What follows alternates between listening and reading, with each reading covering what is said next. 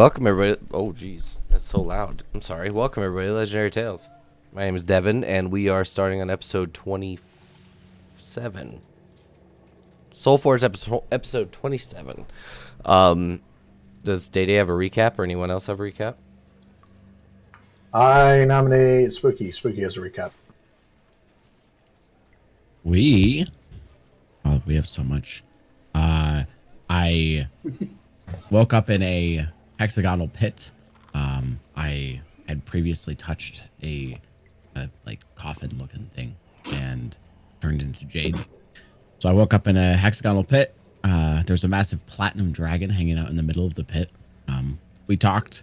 It came out that she was an oxymut. We discussed what she was doing there, how she got there, and then we eventually she sent me back out to her temple, where we took the golden statue and the platinum statue and put them on specific pedestals in the forge underneath the temple. A giant bronze dragon came out, and we had an intense battle where we zapped it a bunch of times and dented it. And inside was an oxymut, so she has been apparently reincarnated. Vidar was doing some glowy glow at the end of the forge, and Reprap's divining rod was glowing super hot. So we followed where it was pointing to, and we met Trusted Sister, who was sitting atop a giant pillow that seemed to be floating in a giant void of galaxy. And she had her toes dipped into the non-existent water that seemed to be rippling green effects around her. We sat on the pillow with her. We talked a little bit, and she ended up sending us to Seltheim. For some reason, I don't know why we're going to Seltheim. It's not Mythos, but she did give us some new stuff.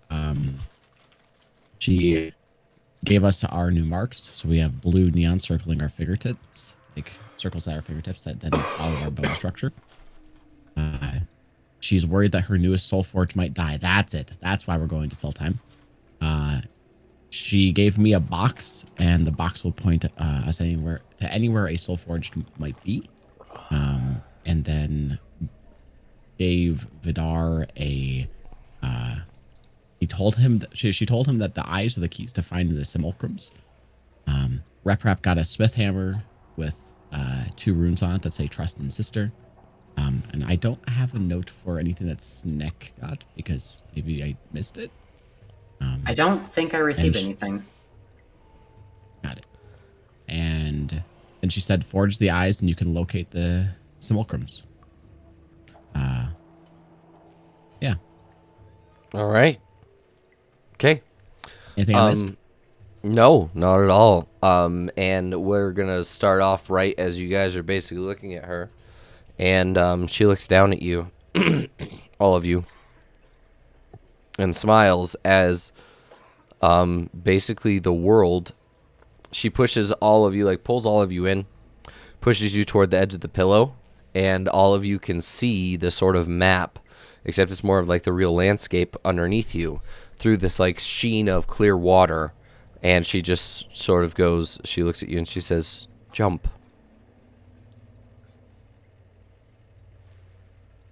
I jump. Without I jump as hesitation. well. Jumpsies. There we go. Um, Okay.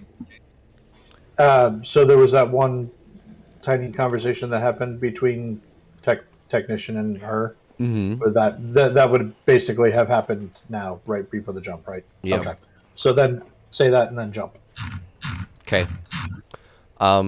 As you jump, you feel yourself sort of float for just a moment over this area like gravity doesn't exist, and then all of a sudden you're pulled through this sort of sheen, and it feels like water, but you don't become wet. And you immediately like fall extremely fast, like almost like you're like being sucked down, and then whoom, you land on this sort of black and gray sand in between Furborg and Yunskil.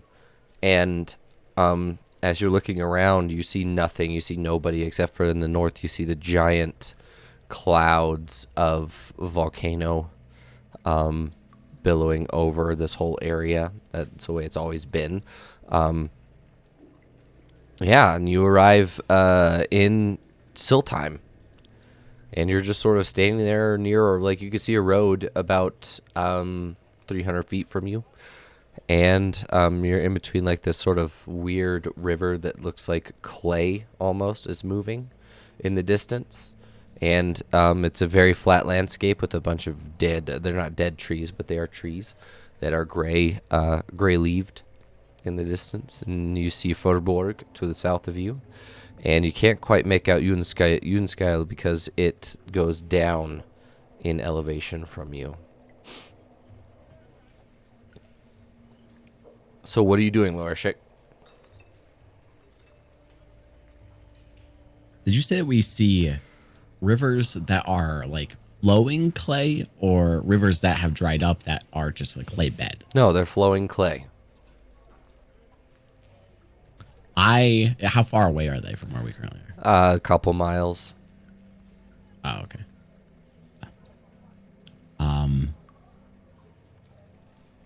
Do we still have our sending stone? You do? I feel like something happened to it. Okay. No, you have yours. I looked at the group. Should we inform the rest that we are in Siltheim, or should we keep this to ourselves? So far, they haven't seemed to do anything that would cause suspicion. Feel like keeping them in the loop might be useful. Yeah. I agree. And oh my god, his name is blanking me. Barbarian orc. What's his name? Casimir? Thank you. Casimir. He's still back at the warbands, right? Yes. Yeah. Because he went to the warband. Okay. All right. I pull out my sending stone, and into it I say meet. It begins to light up and vibrate slightly in your hand. We have met trusted sister. We have been sent to Siltheim. We are just outside Furborg. We are looking for the next Soulforged. Is that it? One word left. Over. The setting stone dims and goes stops moving, and that's it. You put it back in your pocket. What are you doing? Anything else? Are you opening your box?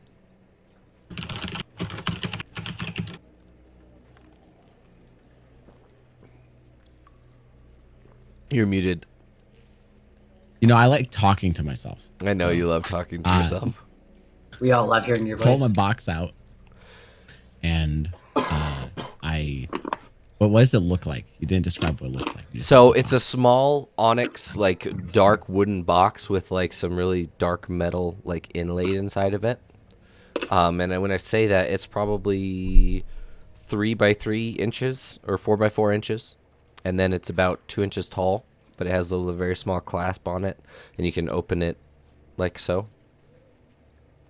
I open it like so. You open it like What do I so. see? Right in the middle of it, there is a sort of top. The second that you open it, a top sort of elevates itself, made entirely of temper. And there's a bunch of arrows on it. It's a compass. And it's a compass that's made of temper.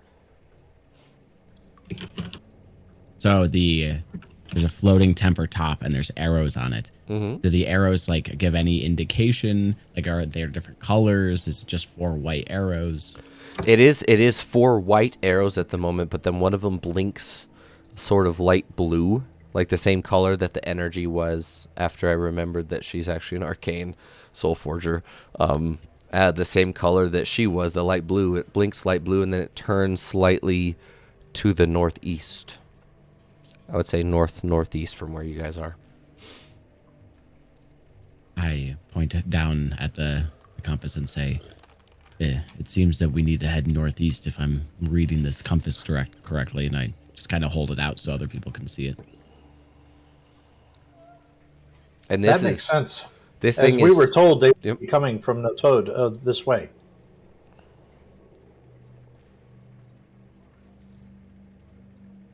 Yep. What time is it? Is it like sundown? It is for over here. It would be almost nighttime. It's definitely the sun is currently setting.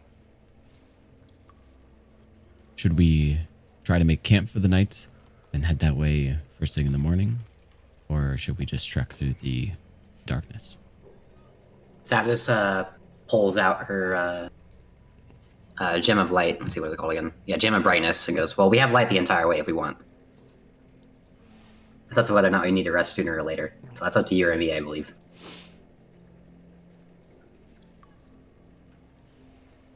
Hey, I could always use some sleep. We did just have a very hard-fought battle. Savis looks at the giant gash on her side and goes, yeah, I could fix my clothes up. That'd be nice. All right, so you Sounds guys, it is. you guys take a long rest. Go ahead and hit that long rest button. Is anyone? Are you watching in shifts, or what are you guys doing? We'll do the I'm gonna sleep the Warforged. entire night. Warforged. We'll do the Warforged lookout thing. Okay, the Warforged half and half. Yeah, Alright. You Warforged half and half sounds like that's no. We're changing the name of that. it's so good. So you guys, We should solve them down the middle and glue them together and see what happens. then it'd be vid rep rap or vid rap Vidrap. and repar, repar and vid rap. Why not rap vid? Oh, true. So, yeah, you guys successfully sleep through you rest through the whole night, and awaken the next morning to some abnormal clouds forming in the east and coming your direction. The wind has begun to blow heavily, and the terrain is beginning to get sort of covered in this sort of dark ash that you're not used to. If anyone would like to make a history check. Remember to keep yourselves covered, and a mask. The ash is poisonous. Yeah, I'll do a history check. Dang. You can try. Oh man, there's the first one. You did not put that on there, dude. That's amazing. I feel like we're gonna hear that a lot. So Vidar and Lorshik, you both have heard of this sort of phenomenon where they have sort of these ash storms where it's like a haboob in the Middle East where they have those giant dust storms. Except this is basically the volcanic ash combines with the wind and creates these like huge storms of just like wet ash, and it's just the worst thing ever because the water itself is acidic. So if you stay too long in it, it can burn your skin and stuff like that. So it looks like one of those storms is brewing to the east.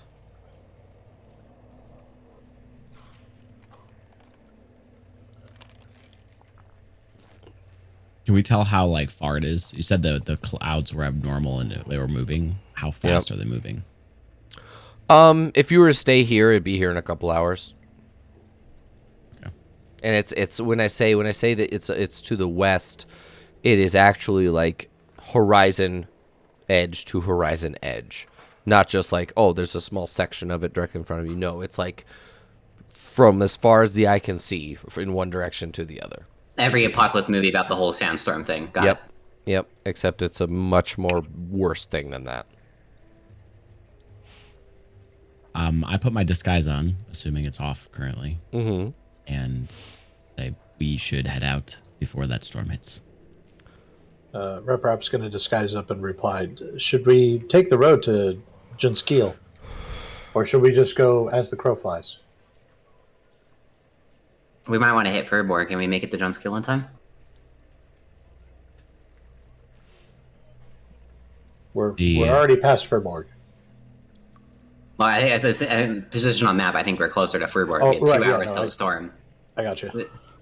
There are 2 of us that have lungs and like breathing. Looks like if we make our way north mostly and not head east at all, the storm might just pass behind us if we're lucky. Do we want to rely on luck? If we go to Furborg, the storm will definitely hit Furborg. We'd have to stay inside until the storm passes. And that ash is acidic. I wouldn't want to be around it. We also don't have much time. We were told to hurry. Yeah, you're correct. Trusted sister already believed that her offspring might be dead, so If we get trapped in the storm, I'm sure our artificer can put together a hut for us or something. Hang on, do I know that yet? I don't know. Do you? I'm checking. I say we head to Jonesgyle and head east from there to try to find the Soulforged. I agree. Quick check on maps. Would I know of any tunnel entrances on the way to John's kill? You would know over here. You have no idea. Because every time you've tried to come in the tunnels in this area, hostility would be an understatement for what you've met when it comes to creatures and Gotcha. just the terrain in general. Is it's basically, instead of being like a solid underground here, it's all mud, the whole thing. So it's like if you get unlucky, you can get basically trapped in tar or mud underground and you're just dead there. It's just like something that just happens to people. So, I mean, north of here, yeah, it makes sense. But in Siltime, Gotcha. Siltime is just the worst cave system ever. This is hell. Got it. Yeah. So you guys are heading north. Is that what I heard? Right. To John Scale, yep. What we're gonna do is we're gonna say you get to this river, high or low. Low. Okay, go and roll me a D100, please. I don't like that smile, Devin. Oh, I don't know why I rolled. Oh, there we go. No, that's good. God. You reach that river, and as you look, basically you've been watching the east the whole time. You guys have been walking, and the storm is steadily approaching. And as you reach the river, Loershik and everybody, you're looking at this river, and it is literally a river flowing with what appears to be like water and clay together. So instead of having like the look of like clay underneath and then the water's like flowing over it, it's sort of this strange mixture of, it's like oil and water, but the clay itself is like sort of, it has its own tendrils of like flows and ebbs and all sorts of things all over the river, and it doesn't look great. The bridge it's built on, however, is made of a very heavy stone that appears to be very resilient. It does appear to be weather worn quite significantly, but that's just how things look in Siltime. Everything is weather worn, smooth, or polished because of how the weather works. And this water smells like marshland or bog. It smells awful. No touch water?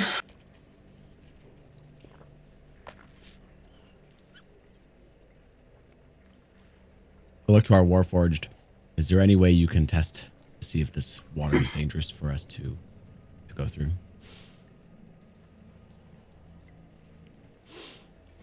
Can I have a piece of jerky?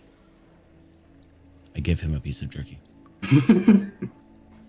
So Rep is just going to dip the piece of jerky in the water and see what happens.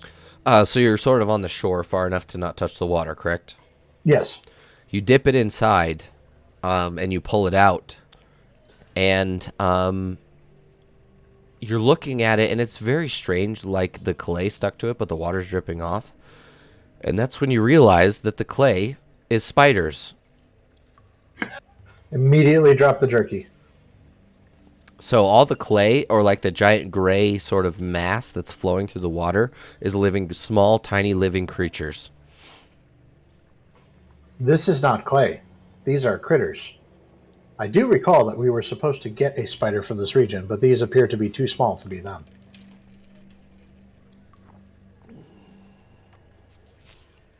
Can we talk to these spiders? No. These are not that kind of Dude. spider. Lorechik, do you believe you speak spider? I don't. What? I speak common. And what And the is it? spiders speak common. Choose a Savage. language. I go over to the water and I shout at it. Can you hear me? No response. You can't Savage forget. is gonna politely inquire if it speaks Tetronic. No, it does not. Damn, I thought that would work. As you're sort of like yelling at the water, the storm is approaching. Do I see any like logs or anything that would make a bridge or anything on? No, our side there's of a the giant river? There- stone. there is a There's a bridge. stone bridge in front of you. It's very well kept. We're just fucking with spiders at this point. You were just trying to see if the water Across the bridge. crossed the bridge. Whoa! You can do that. The bridge, as you're walking over it, you can tell that some of the little like actually, here's a question. Does anyone look under the bridge? I mean, how close is the storm? Rep would have when he was dipping jerkies. As you look under the bridge, you can see that essentially the gray like mass is sort of slipping off onto the sides of the bridge to get out of the water, and like the gray part of it that's post bridge, there's much less like gray mass in it, and that's when you realize that they're like building something under the bridge. Like a big Cool nest, story. like I am crossing the bridge and leaving. like a big old nest. I love spiders. Fuck this shit. Samus is out. And when I say big old nest, this bridge is probably 15 feet wide, and there's like a huge mass just hanging down like a big old spider like egg sack under it, and there's like a row of like 15 of them all the way down. It is probably best if we leave that nest alone. I agree, as long as the nest agrees to leave us alone. Do you speak spider? I Can do you? not. Do you speak nest? We need comprehend languages. Needless to say, Um, you guys cross the bridge. I assume that you're not hanging around and messing with the spiders, right? I do not see why we would mess with the spiders. Non-verbal agreement. All of you see that, and all of you basically look at each other and go, nope. And you just literally run past over the bridge. You get to the other side, and you can see Unskill in the distance. It sort of drops off down in this like large dune area that drops down. And as you get closer to Unskill, I need you to make a high or low for me. Someone that's not Sabbath this time. I'm not doing it. Hi. Roll it.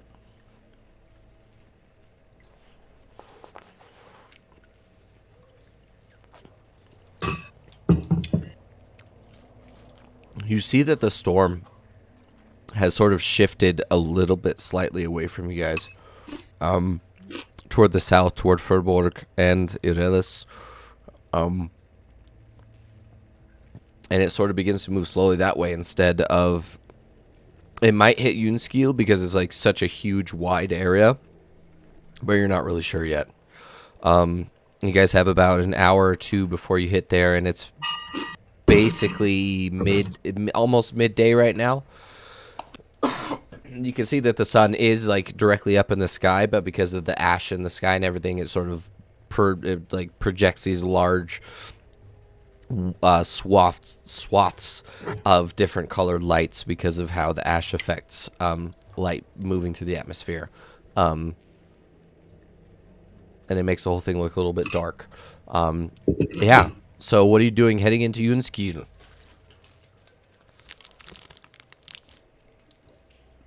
Loarshik, is your compass still pointing in this direction?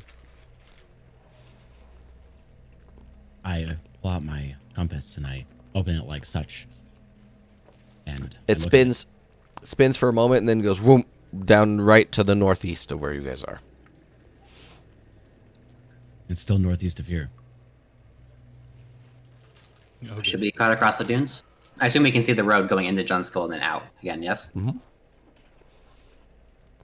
Is there Should we- anything we would fear going into Junskill? Do we need anything from a shop or? I do need one thing from a shop. Sabas gestures vaguely to the left, to the west, and goes, "That."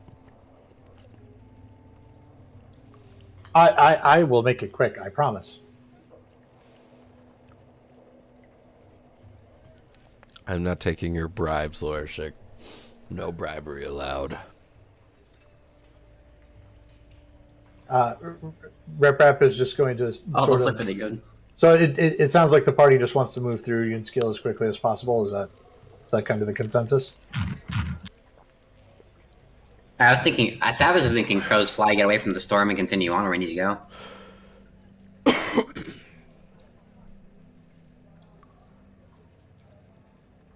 All right. Well, Rep is just going to try to find some fragmentation grenades real quick. I wait right outside the city. You're waiting. Yes, You're waiting outside the city, or are you waiting with him outside the just- shop? Right outside the city. He's buying grenades. I don't want anything to do with him. You don't know he's buying grenades. You just think he's buying stuff. Do you tell them that you're buying grenades, technician? Sabas will go with No, Rip. I needed some adventuring gear, some minor adventuring gear. I went Sabas outside will the go. shop. Yeah, Sabas will go with Rep unless otherwise specified. As you guys go into Yunskill, you notice immediately that there is a huge lack of life in this area or people outside. Except for one guy in a very large, like a large tower. It's like a 20 or 30 foot tall tower. Looks down at you and says, "What are you doing? We Where- are traveling through Where did you come from?" from the road. That is very clear. What are you doing? Why are you not inside? I already told you, traveling through. We're moving. I We would need not. one thing in town. You tell me where I can buy grenades. Grenades? You might need. Granada. I don't know anyone that would have that, but you could check the general store, or you could check the. There's a tinkerer, a gnomish tinkerer to the north. But you need to be inside. The storm will be here any minute. We should So probably I- move inside. This guy's in a watchtower, right? Yeah, yes. Sabas will politely question why he is not inside. Because I'm making sure that everyone in town is safe, and at least getting pointed to direction of shelter. Where is the tavern? The tavern is the large building, and he like points in the west. Basically, the town is set up in like a large crescent moon shape, and to the west there's a very large sort of longhouse-looking thing that is very familiar to like the crag setup for like architecture. It's a very large longhouse, and it has like multiple floors and like extensions and things like that. He says that's the tavern. All right, so I'm going to turn to the rest of the party and say the tavern is over there. We should probably wait out the storm. Sabas didn't ask the guard how Head long the towards the storms last. tower. The storms could last anywhere from hours to days. It depends on what caused it. If it was the volcano, it could be many days. If it was just the natural weather patterns, it could be hours. I do not know. But the all clear, you will hear the all clear signal as soon as we find it all clear. And you see him sort of preparing these like large metal shutters that are normally like pushed out, and they sort of lever down, or they sort of like rotate down onto the sides of the platform, and they have like large sheets of glass. When I say like large sheets, like 2 or 3 inch thick pieces of glass that are mounted onto these large metal plates that come down, so that he can actually see what's happening outside in like small windows.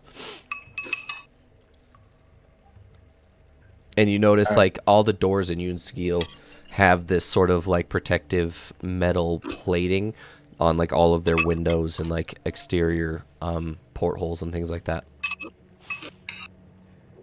All right, so I'm gonna move towards the tavern, and is the door open or shut or what?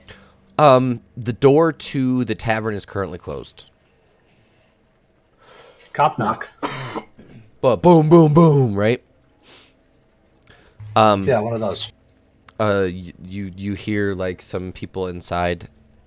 Like, was that the door? Like, what the heck? And then they like sort of open the door inward and they say, come in, quickly. Yeah, shuffle in. And just as you close the door, you start hearing these large, like, tinking noises of what sounds like, you know when hail hits metal, that sort of like tinking noise that happens. Well, you start hearing that fairly regularly, and then you hear like water and very clearly like not heavy physical objects, but like it sort of sounds like hail. But they're looking at you strangely, like everyone in the tavern. There's probably like 10 other people in the tavern just chilling, drinking, or playing games, or just talking to each other. They're also turned to you like, what's your deal? And this small like dwarven innkeeper is looking at you. He's like, are you staying for the storm? I assume that you just got into town and he directed you to us. Correct. Yes. Okay, I will get you set up. If you follow me. And it's like this sort of like he looks like, for lack of a better term, he looks like a leather couch, like a really dark leather couch. His skin is very wrinkled and like very shiny because he's very weather worn. Weather worn would be the term I would use for the description of this dwarf. And he's these very like intricate red, like bright red tattoos all over his body. He's wearing like a thick leather apron. And he sort of takes you back through this like sort of winding corridors that lead down underground to each of the rooms. And he sort of hands each of you like a key to the rooms. He says, if you're staying just for the storm, you don't have to pay anything. We just want to keep people alive. And then you hear like a very loud bang noise. He says, oh no, that's the hail here is generally made of salt. So you don't want to be outside. That's a deadly thing. And he just sort of looks at you and sort of shakes as like you hear the loud bangs more and more often. It's a good thing you got inside. We're going to be serving lunch, supper time ish very soon. We have everything. It won't cost anything. We're just trying to keep people alive. All we ask is that you join us for this. That's all. So get yourselves comfortable. In an hour, we will be having dinner, and then we will go from there. Thank you for your hospitality. You're welcome. Thank you for coming here. And he sort of waddles back upstairs, back to cooking, and you guys can smell and hear that it smells very, very much like cooking meat and savory spices and things like that. What are you guys doing? Are you guys just sitting down and you heading back up, or what's your plan?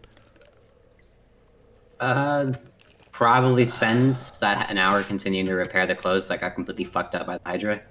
So Mendering has a minute casting time? Yep. So you're just taking everything and just mending all your stuff? Yeah, her stuff, her backpack, her gear, just... If she has other people need shit fixed, he will do that too. In the middle of the hour, a very similar looking dwarf, but female. She has a very long beard herself, but her hair is much like lighter. She's like a salt and pepper, where the other guy's like a jet black hair. She sort of knocks on your door gingerly. You barely even hear it. Sabas. Sabas gets up and opens the door.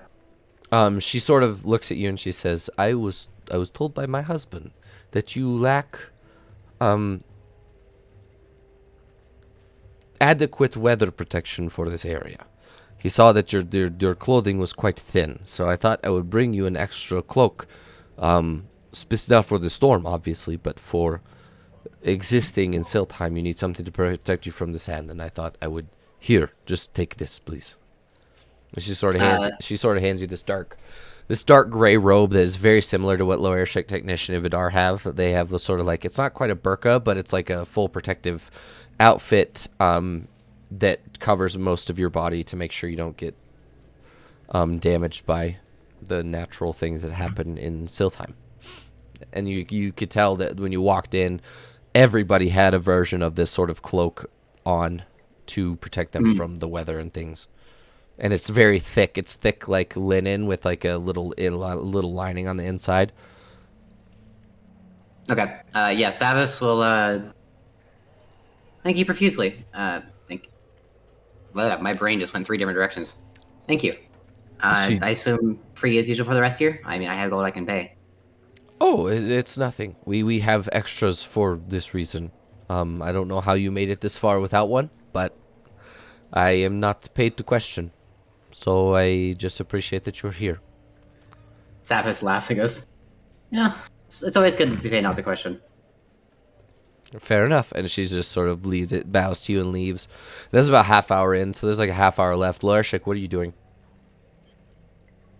I find the kitchen because I smell meat and spices. All right. Does anyone go with him? Vidar, are you going with him, Technician? Somebody else go first. Vidar's going to go with, but not for the meat. He's just going to be spending most of the time listening to the hail and trying to hear if it's lightening up at all or if it's just getting worse. Okay, Technician, what are you doing? Gonna go see if anybody needs any sort of active assistance. I'm guessing everybody's fine, but just see if anybody needs anything. Sure. You're sort of looking around. 1 second, Sabas. You're sort of looking around for people, and they all seem to be pretty much good to go. Everyone seems to be in their own like conversation or world or like whatever. They do look a little confused with you because you're very clearly a Warforged still, but they're just like whatever. So you don't see them very often, but they do exist. Spider hunting.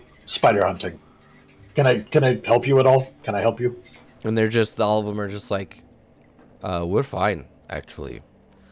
And then Loershik, you go to the kitchen, and you see the 2 dwarves and then 2 other similar looking dwarves. They're very apparently their children. All of them are like baking these huge sort of loaves of bread, and they're smoking these huge chunks or like full legs of what appear to be deer or like other venison or something. You're not really sure what it is, but it's like slow roasting over a spit that's turning with this like really complicated gear thing because it's turning 4 of them at different rates and that kind of thing. And then you can see in the far back they actually have like a big smoker that they're making actual jerky in right now. This is amazing. How often do you guys cook this much food? One of the smaller dwarves turns to you and says, my parents usually cook once a week. Because things tend to get preserved here. So you tend to cook in case you can't. So we cook enough for everybody.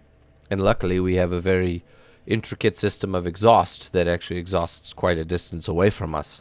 So when the storm happens, we don't have to worry about it.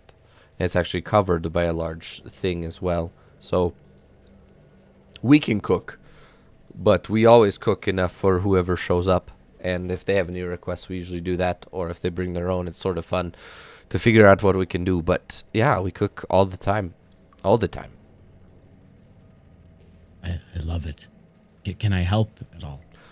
No, we're good for the time being. Thank you. Here, and he sort of like walks over to one of like the large spinning like haunches, and he takes off like a small piece of like the bark and then some underneath fat, and he sort of hands it to you. He says, "Try this." I take it without hesitation, just cram it into my face hole. And it's spicy. This shit is hot. Not only physically hot, but it's like spicy, up front, and then it turns into like a really sweet honey glaze afterward. Do I roll for Scoville tolerance? No, it's not hot enough to consider a Constitution saving throw. It's not that sounds hot. like that sounds like some sort of really obscure, unnecessarily complicated system. Just like roll for Scoville tolerance. No, that would just be a Can you Constitution roll saving 1 throw. million? Constitution saving throw. But it's not This is that. delicious. It's not Thank that you. hot. It's just like spicy at the beginning, and then it turns really sweet Sounds afterward. sriracha honey barbecue is Yep. kind of what I got out of that. Yep. Yeah. And he sort of thanks you and like goes back to they each go back to making their own things. One of them was making dumplings out of the meat. One of them was making like a bunch of bread, and they're just making all this really really really delicious stuff. Vidar, as you're The dining room's like right outside the kitchen, yeah, right? Yep. I walk out there, I grab a chair, and I drag it loudly back into the kitchen, and I just plop my ass down on the chair and watch the meat spin. Did you say you're watching the meat spin? Shut up, dude. That's what I said. All right, right click mute day. He Yeah. said it. He said it. Not he said it. He did say it first. I mean, for me, Spooky is right there, Yeah, true. and for Day, it would be down there. Vidar, as you're just watching everybody, you sort of like look around, and everyone appears to be. This is a different place than Irelis when you were in Irelis. This is a whole different place. Like, this community is different. The people talking to each other are different. Like, it's a much less hostile environment than Irelis was. You get what I mean? Because when you guys were in Irelis, that was terrible. That was like, you got to watch your back. Like, this place is very much not, it does not look like that.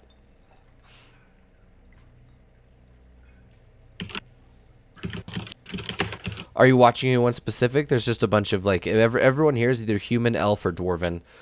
There is a gnome just chilling with some of the dwarves in one of the corners, but he's just a little guy with them.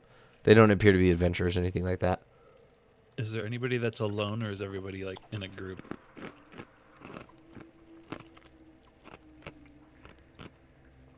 Surprisingly, no. You're the only one that's alone at the moment. I assume that Technisha would come sit with you eventually after he's like asking people about stuff, but He's probably gonna. Rep is probably gonna check if that gnome is a tinkerer by any chance, but. Are there any small groups, or is it like minimum 4 people?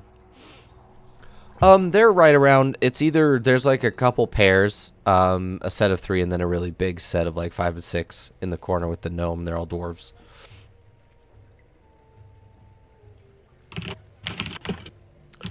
Yeah, Vidar's going to be sitting at one of the tables near, but not like directly next to one of the pairs, and he's going to kind of like lean over and just kind of like not like shout, but kind of just like interact with them and and say, "This place seems quite pleasant given the toxic atmosphere of the area. It seems that most of the rest of Siltheim matches the atmosphere a bit more than this place."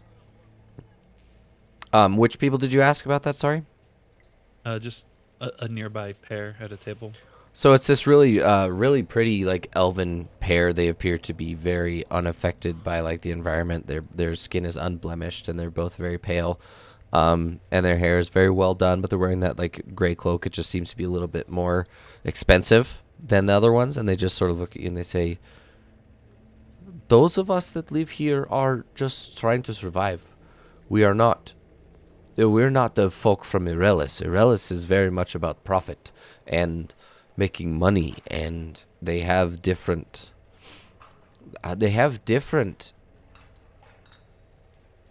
goals and aspirations than we do.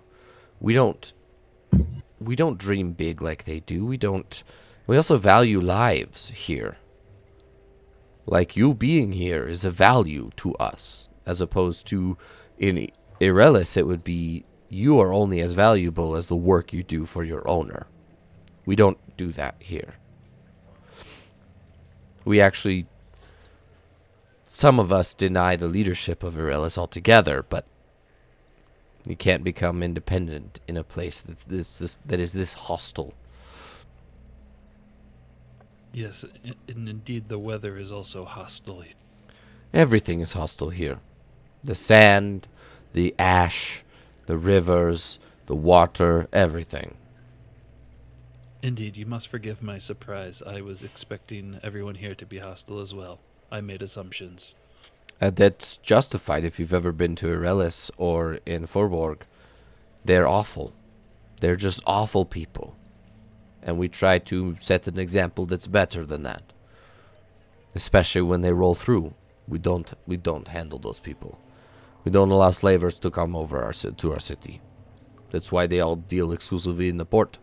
Because we are militant. And you do notice all of a sudden, like, every person in here has a weapon.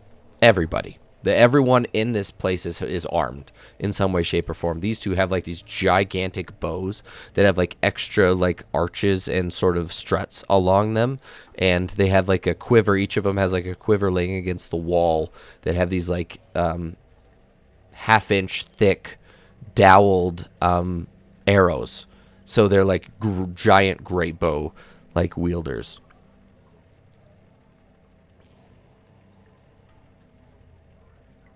But I was just going to say, well, it is lovely being here, and we appreciate the hospitality. And kind of turn back to his own table. You're welcome. Would you like to come sit with us? Oh, I wouldn't want to intrude. You would not be intruding at all. We aren't even really talking right now. We're just sort of meditating. Resting our eyes without resting. You know, we're elves. That sort of a thing. And you can understand, I assume. Seeing as how you are, for lack of a better term, artificial. Yes, I spend a lot of time pondering circumstances. And that's exactly what we're doing. We don't even have to talk to one another. If you want to sit and just watch, you're more than welcome to do that with us. Vidar shrugs and gets up and goes over to their table and just sits and stares. Fair enough.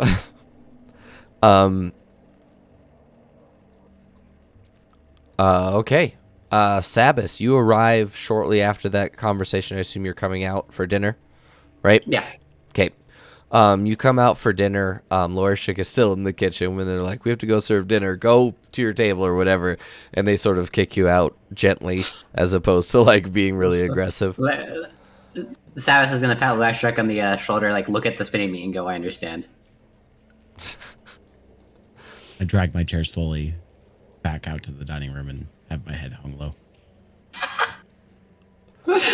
low. Technician, you see that Sabas and Lorishik, are you guys going to join Vidar or are you going to do something else? Is Rep Rap not an option? I assume Rep Rap won't I want- stop talking to people because that's just the way he is. Yeah. Bro, is he I'm gonna practicing his volume knob? I'll put my chair back at the dining room table and pull out a piece of beef jerky and just sit there sulking while nibbling on this jerky, waiting for food. Are you sitting with Vidar or are you sitting somewhere else?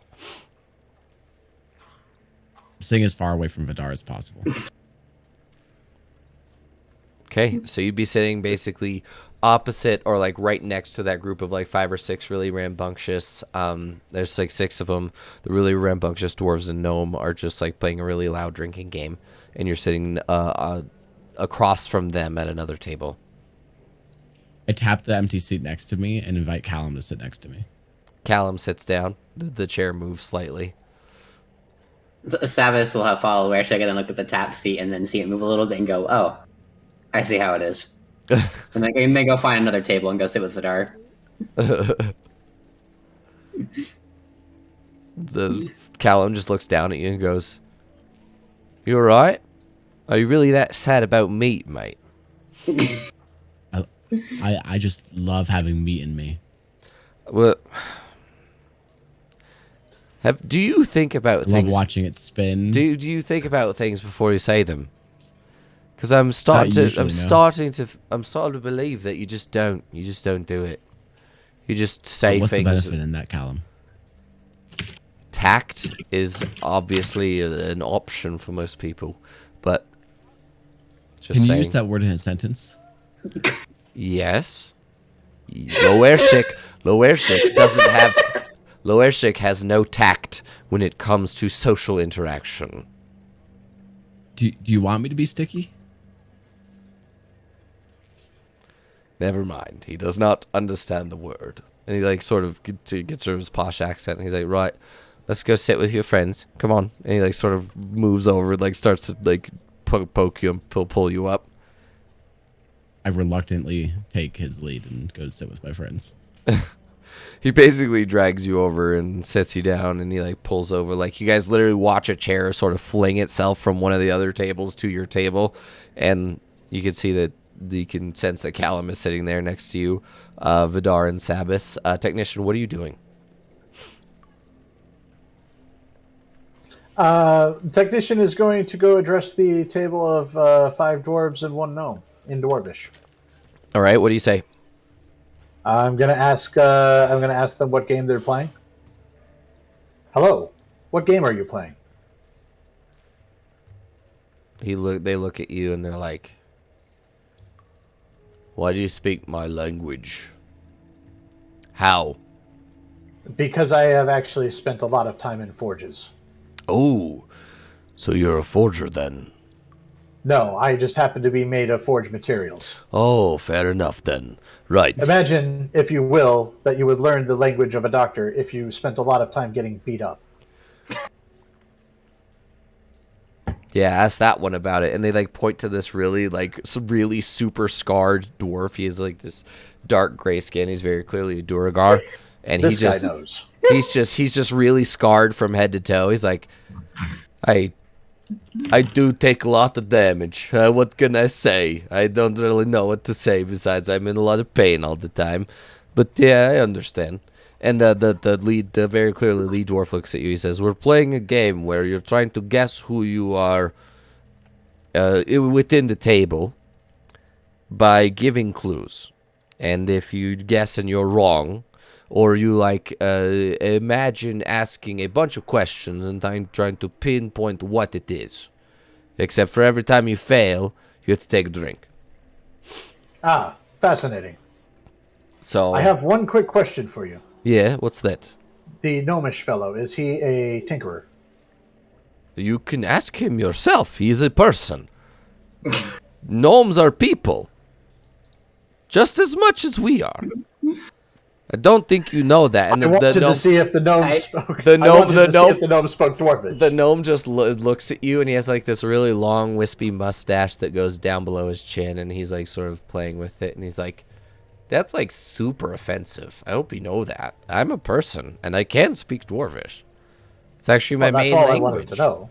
Yeah, and I am a tinkerer. What do you want? You look. I was actually, I'm here to hunt spiders. Plan A is to capture them, but I need an effective Plan B. Do you have grenades?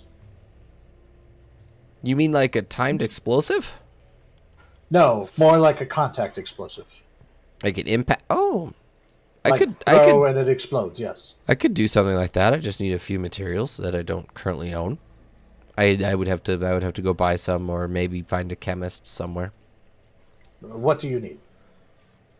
Mainly the compound of explosive. Mainly the shells are easy. The shells are just iron or tin or something flimsy. You don't really need it to be lots of things. Are you going for explosions, or are you going for shrapnel? Explosions. That's even easier then. All I need is a bunch of saltpeter and other abrasives that go into explosives. He sort of like chins his little goatee, and he starts taking notes in his like little notebook. He looks up at you. He's like, "When do you need them by? Because as soon as the storm is over, I can craft you a handful of them if you'd like." How long do you think it would take? A couple days, maybe. I'm not sure I have that kind of time. I do have pressing business just north, but I could come get them on my way back. What? How much would you need? For say 5. How much are they on D&D Beyond? Oh, they don't have a cost. They don't have a price yet. Ooh, I like how you went up to a drinking game table, was offensive to a gnome, and then are now planning to concoct grenades with someone who is almost certainly inebriated. Hey, gnomes are down to do anything. That's like in their nature. They're supposed to be fun, and this sounds like fun to him. I could probably throw them your way for probably 60 or 70 gold each.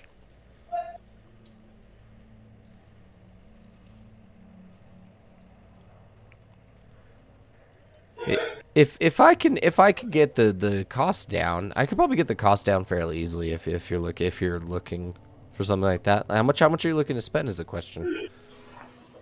Rep is going to sort of extend his hand for like a handshake and say, 60 gold each, half down, and then half on delivery. Sure.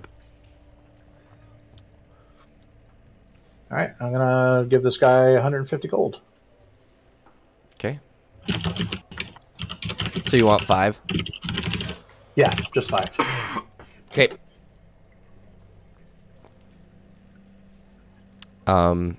Yeah. Easy peasy. So you're gonna have grenades on your way back. That works, and he just sort of smiles at you and he's like, "Thank you." Where may I find you if you're not in the tavern when I come back through? Oh, we're traveling down to Furborg. We have some business with a man who crossed the wrong individual. So we are gonna go down there. We're gonna show him a good time. Meaning we're gonna bury him. I did understand the meaning. Oh, good. Good. I'm glad you did. Do you mind if I ask, who did he cross? Oh, one of the barons in Irelis chose to basically take some slaves and then free them when that was not part of the deal. Oh. But that was after. Yeah, it was post-mortem, actually. So I don't understand. He freed the slaves post-mortem, or he was post-mortem and then managed to free slaves? from what we discovered, he took them north, flayed them alive for being slaves. So we are on our way to get rid of a disgusting individual. So That makes more sense. I saw you gentlemen playing this fine drinking game, and it occurred to me that you were probably of hardy stock. Possibly tinkerers, possibly forgers. Sorry, that came out wrong. Possibly forge workers. Workers of forges. You know what? Blacksmiths. Fucking read it. he sort of looks at you, and he's smiling. He's like, Possibly a stereotype. However, all of those things are surprisingly true. I mean, it's not offensive if it's true. So, no, not to us anyway. Make all the assumptions you want. They're probably true. I'm glad that we are morally aligned. And he looks at you guys and he's like, well, if you need anything else, you know where we are. Appreciated. I'm going to go back to my friends now. And you go and sit down at the table, and a few minutes later, after they serve you like the drinks, the meat comes out, and basically one of the pair of smaller dwarves walk out, and they basically walk to each individual table with a skewer of meat, like they do in like a Brazilian barbecue place. But carniceria, or there's another name for it that I can't remember. I can't remember what it's called, but basically they're walking around with these giant skewers of meat, and they're like, "Do you want meat?" And then they like carve it off for each of you, and then you guys eat until you're full or whatever, and they bring you biscuits and bread and gravy and whatever else you need for the whole thing, and you guys eat your fill for like the whole thing. I assume Technician and Vidar just watch, but or do you have to have intake to do it?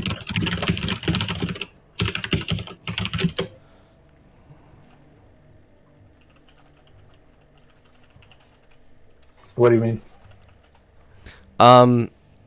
It doesn't say that Warforged can't eat or they don't eat. It's just It's do not need to eat is what it is. So Okay. we this was forever ago, but we actually at one point Vidar and Reprap were fake eating, and we would also like eat, but then just like it wouldn't have any actual effects. So it's more like eating to be polite.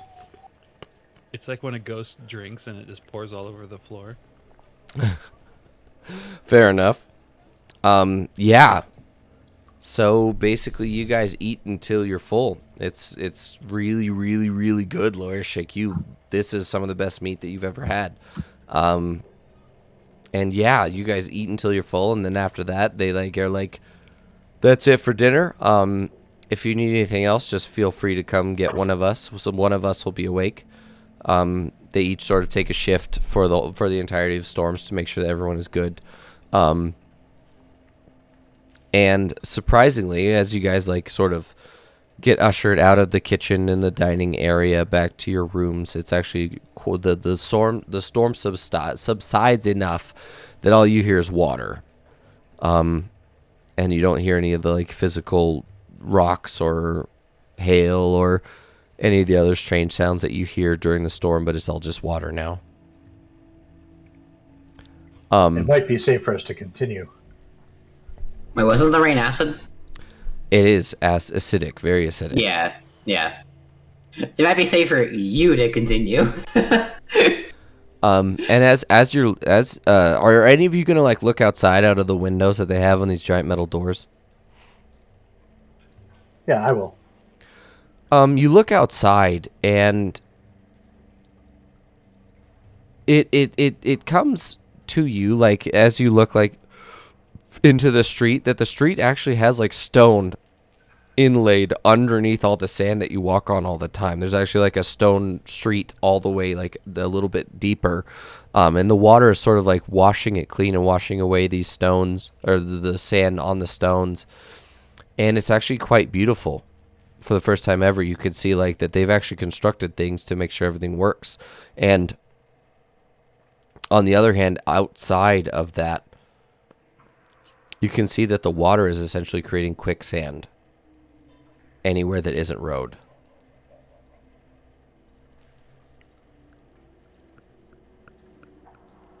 So it's really not ideal.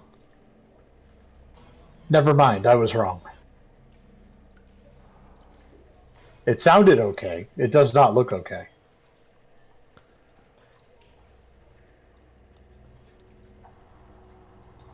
Lorchik, those spiders we've been tracking, have they moved significantly since the storm? Have the spiders moved significantly since the storm? No. No.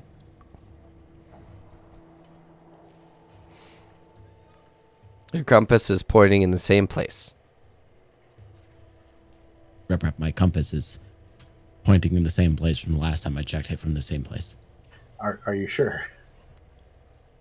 Yeah, okay. Yeah. I guess we just have to wait it out, don't we? Yeah.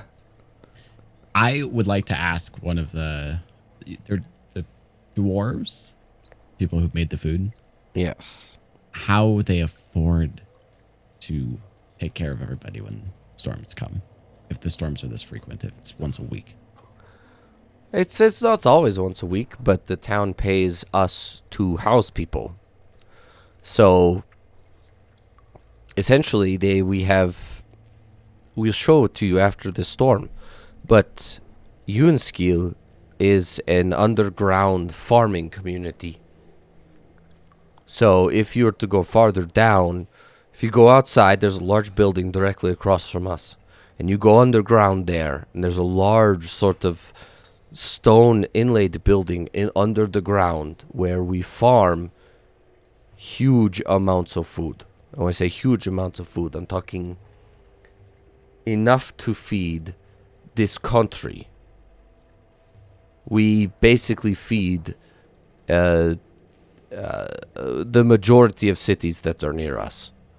And they pay well to do this. So all of us here make money, period. The city pays us to be open for people. Like, you don't pay to stay here regularly anyway.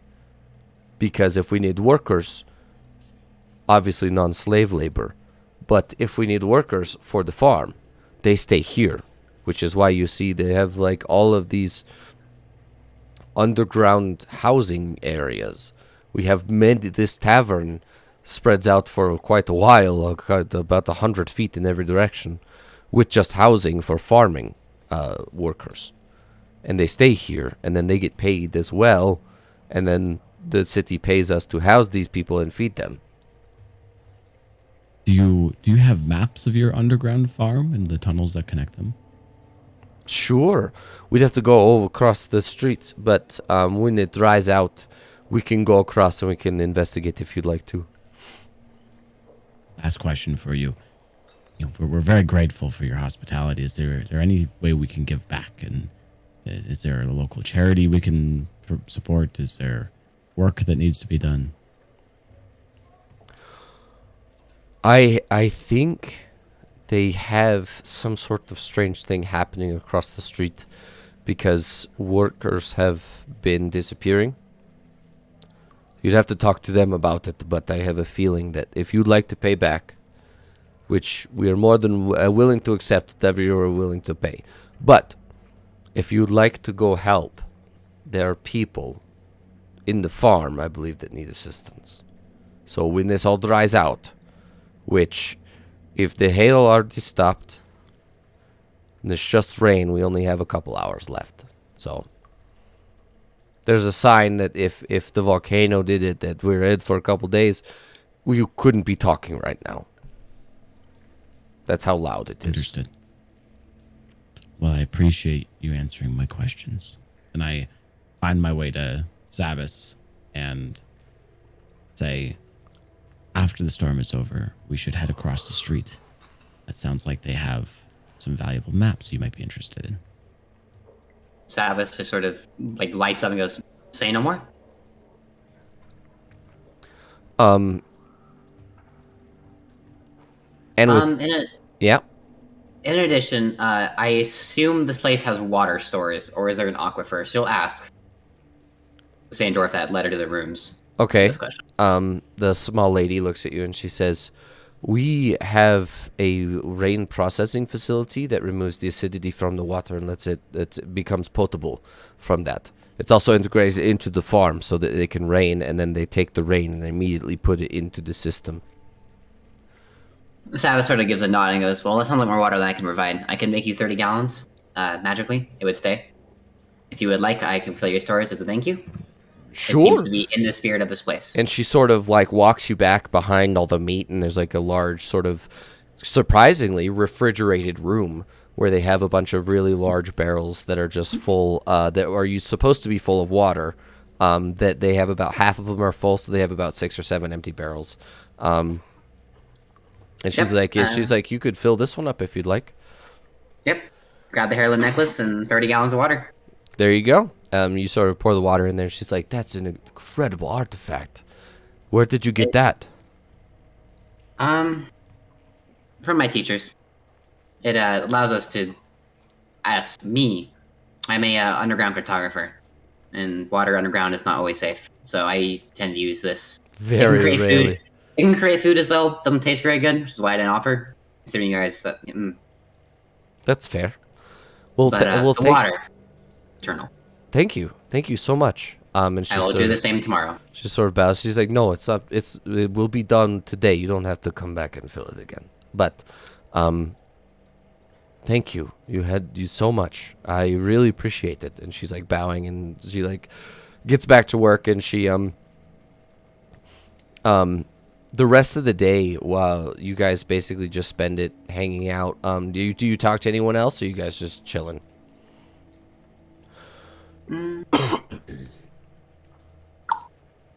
Because if you guys don't have anything else to do, essentially for the rest of the day, you skip the rest of the day. You guys all sleep. You all rest in your own individual rooms.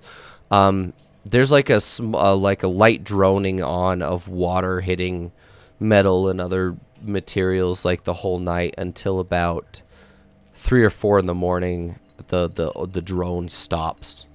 And as the sun comes up, you can tell that the storm is over officially.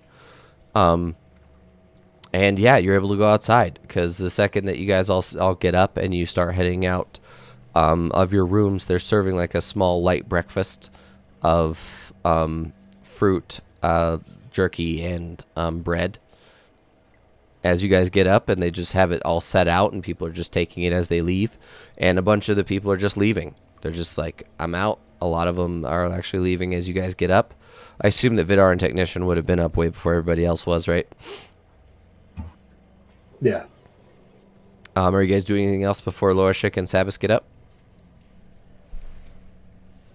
No, awake, but just waiting in my room to hear other people going. Nope, just waiting. Okay.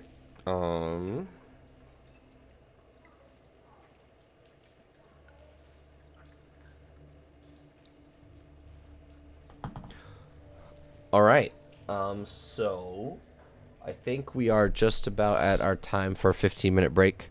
So what we're going to do is we're going to go ahead and take our 15-minute break, and we'll see you guys in 15 minutes. All right. Short rest. Bam.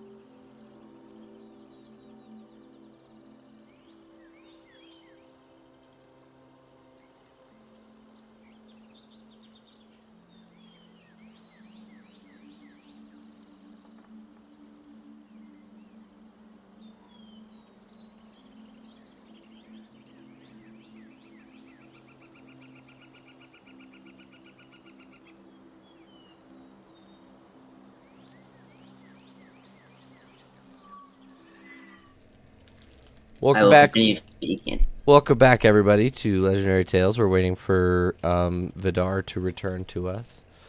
Yeah. We weathered the storm. Chilling in Unskill. Trying to figure out what the plan is. Going across the way to try and see if there's a thing going on at the underground farm.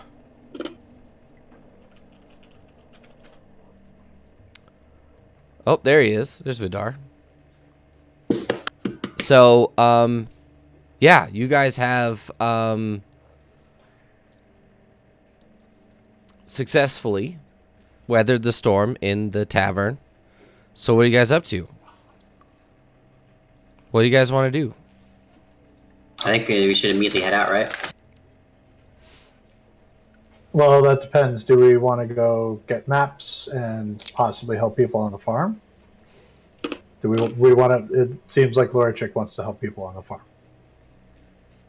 I would like to, but I think that, if we find the Soulforged and we come back here, then we can help them. It probably makes sense for Sabas to stop in and see if we can get a copy of the maps, though, just in case we need to go in the tunnels. Assuming Okay. the maps are of more than just the farms and our actual full tunnel system in the area. we'll see. Solheim's tunnels are highly dangerous to go through, so any amount, even little, was appreciated. Sabas, do Okay. you by chance have an envelope that I can have? I can make you one out of paper. Piece of that works. Yeah, sales. So take a piece of rough paper and fold it, and then mending it to make it a proper letter. Okay. Are the two dwarven kids like running around at all? How old are they? Like, we're talking kids. No, they're kids. They're just like they look old because they're dwarves. Like all dwarves look to be in their mid-30s.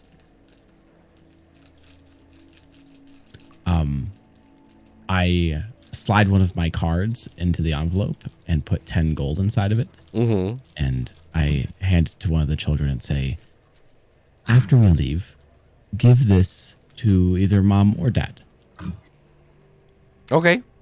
They just sort of agree with you, and they're just looking at you like, why are you doing this? It's just in case they need to, get in touch with me. Okay. That works. And they just sort of puts it in, like, because they're all wearing those like really heavy leather aprons, and he sort of puts it in his front pocket, and it's like they won't be up until later, so I will give it to them as soon as they get up. Thank you, by the way. What is your Thank name? I never asked. Sometimes I don't even remember my own name.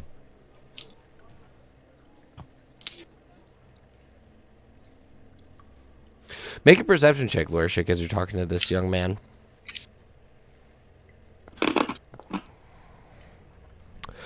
He's My got name is Lorsvek.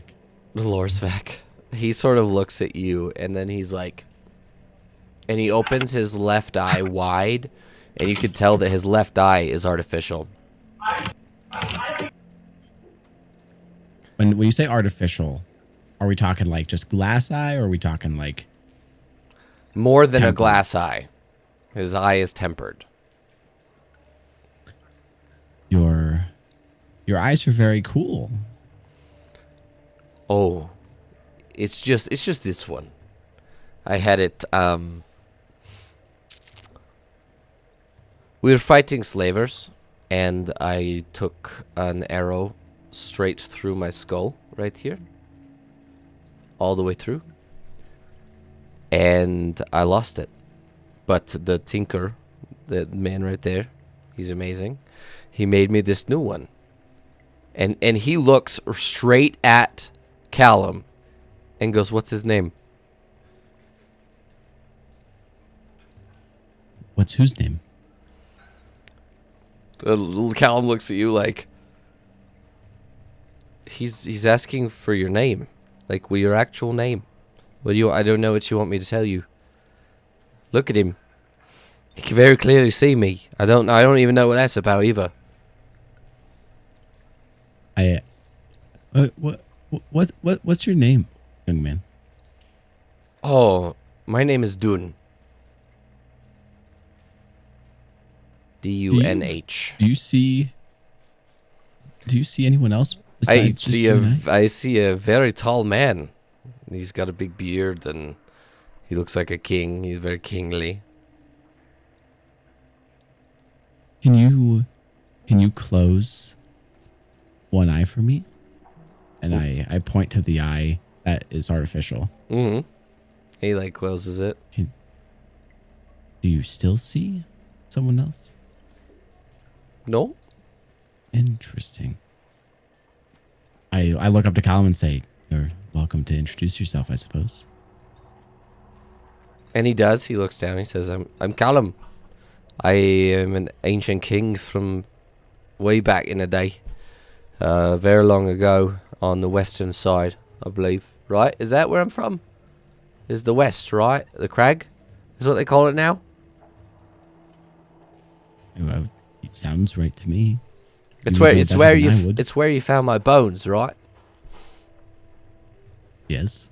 Oh, yep. I'm from there then. Yep, I'm Callum. It's nice to meet you. And he sort of looks up. He says, "It's nice to meet you too. You wouldn't happen to be he sort of like plays with his beard for a second. Part of a group of individuals that's against a bad guy." Callum looks down at him and goes, "He also lacks tact as well, if you look at it. He literally doesn't even know how to ask you if you're part of the Hodejäger." And then he looks up at him, he goes, "So it's true then?" I'm not sure what you're talking about. Or Yeah, deny you a part of all the you Hodejäger? want. Deny all you want. What? Are you a part of the Hodejäger? No, but I want to be. We don't have one here yet. We've had some What about we your have had some parents? reps come through. Some people that were associating themselves with it. Actually, that's where I lost my eye. Is during a battle a few weeks back. Who did you say made your eye? That guy. The guy right there. And he like points at the gnome that's making grenades for Technician. Okay.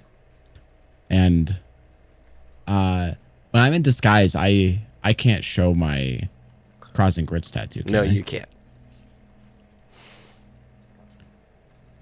I take out another card and hand it to him and say, "I think you might be needing this.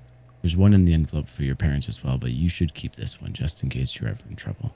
And he puts it in a pocket underneath his apron. Right. Next time Can you speak Draconic by chance? he looks at you and he thinks for a moment. He's like, "Very little." And he like says In it in that a very, fancy in a eye? very, very like strange sort of way. Okay. Well, that card will help you if you ever need it. I think I would like to talk to your gnome friend for a moment. You're more Callum, than, would you mind hanging out with Dune for a second? I don't mind at all. He sort of sits down next to him. I walk over to this gnome and extend my hand. He sort of turns to you and he like shakes your hand and it's got like a super strong grip for what you think he would. Hi there. My name's Lorisvek. What's yours?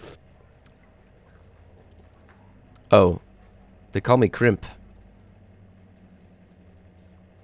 It's nice to make your acquaintance, Crimped. Crimp. Crimped or Crimp?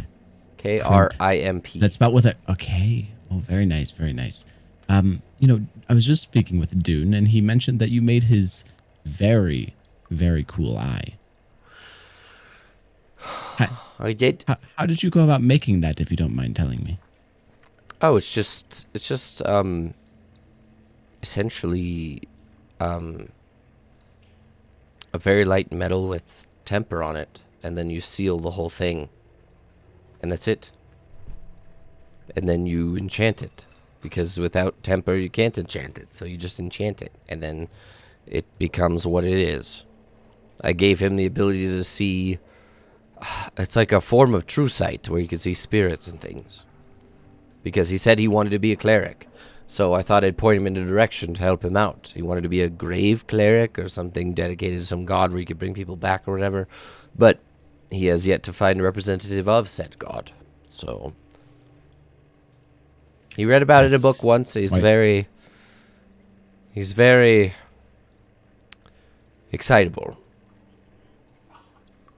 I appreciate that for sure. You wouldn't by chance have a monocle, pair of glasses, or binoculars, or any other device enchanted similarly that I would be able to purchase from you? Not at the moment, but I can make one for you. It'd be the temper it requires is significant. If you have some, I could use some, but if you don't, it's going to be about 2,000 or 3,000. I will, after we make our quick adventure, we'll head back into Stiltheim. Yunskyle. Sorry, my dialect is not the same as yours. You got it. And You got it. I'll find you again, Crimp. I'll be here, defending the town, as I do. Thank you. And I head out the front door, assuming that everyone else has already started, like, congregating outside, or... I would assume that much. And as you're heading outside and you look outside, you could definitely tell that literally a lot of the sand has like flowed out from underneath the sort of paved stone walkway, and then it's made like a couple gutters. Like they actually have like water mitigation stuff in the town. And then directly across from you, there's a road that leads to a very large looking bunker. It's sort of a half dome that has a huge metal door on the front of it.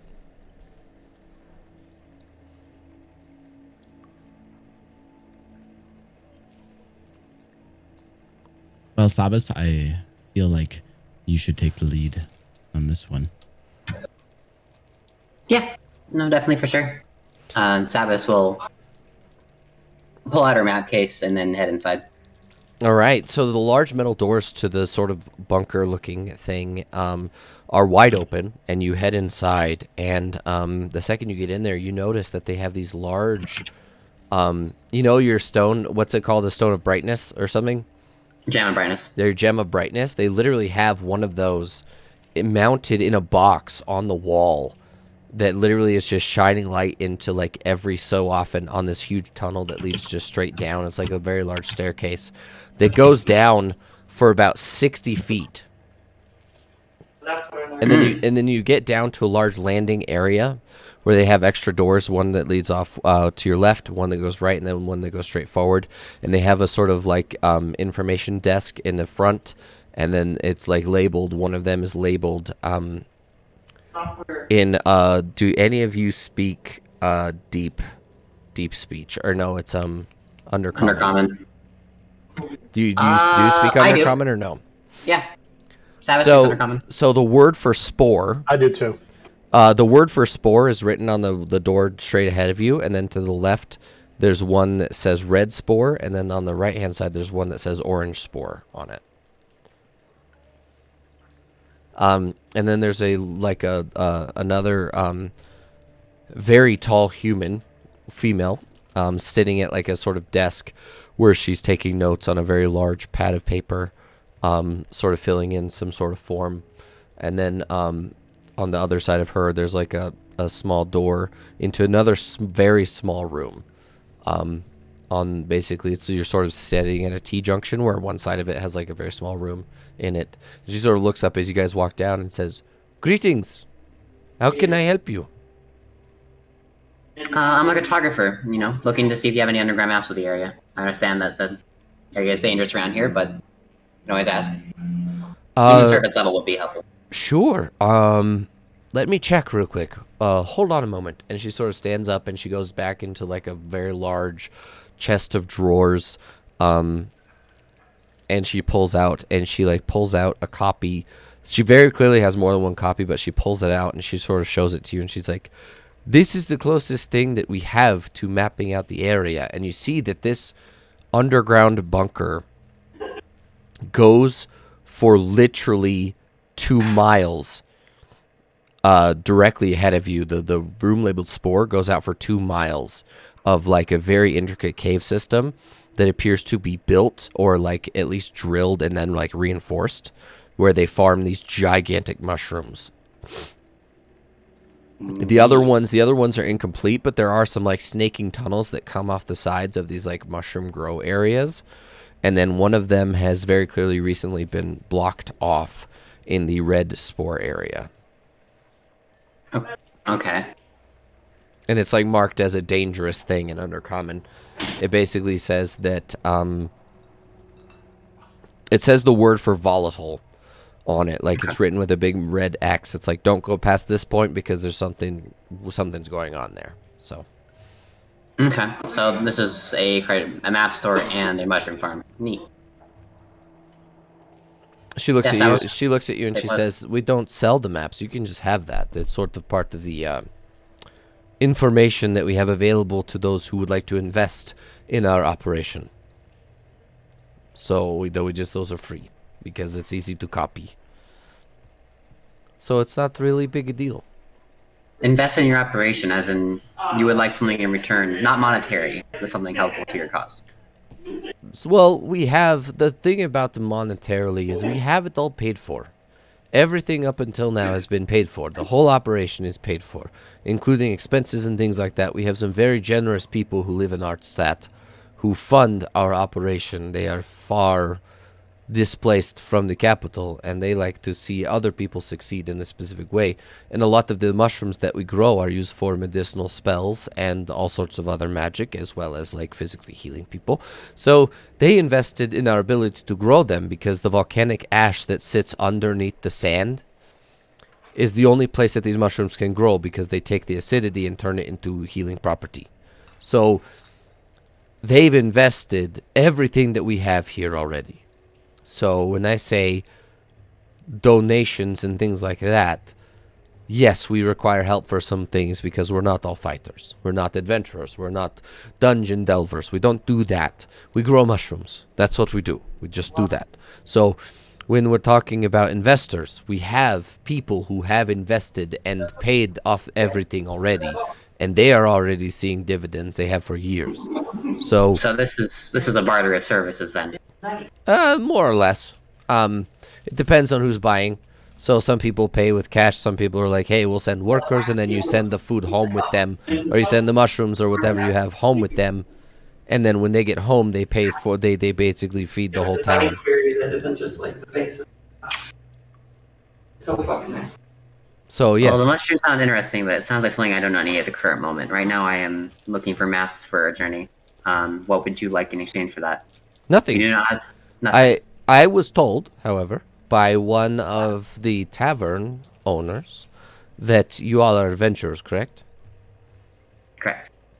We have a small issue in the red area of these very large, we don't even know what they are. They're very large insects that appear to burrow in the sand.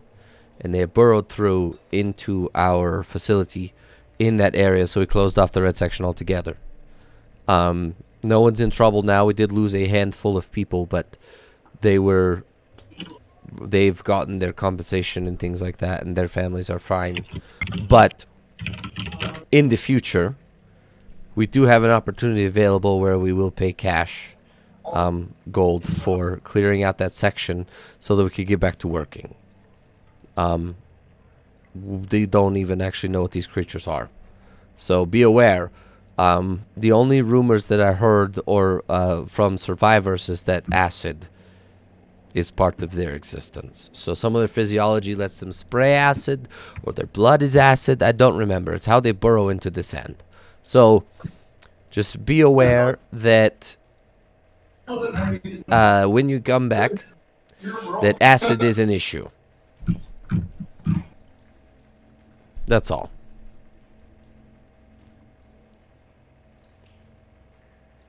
She just When we nods at come you. back. Out of character, I'm having a hard time understanding what they want from us. Nothing. They just when you it's nothing right now. It's when we come back. We probably they would like us to go deal with spiders. Okay. There's some sort of And insect. we actually, well, I'm jumping to conclusions here because we actually have a quest at the moment to go grab sand burrowing giant spiders that are cousins of ones that we met, effectively. So. Okay. Yeah. So, what are the maps of?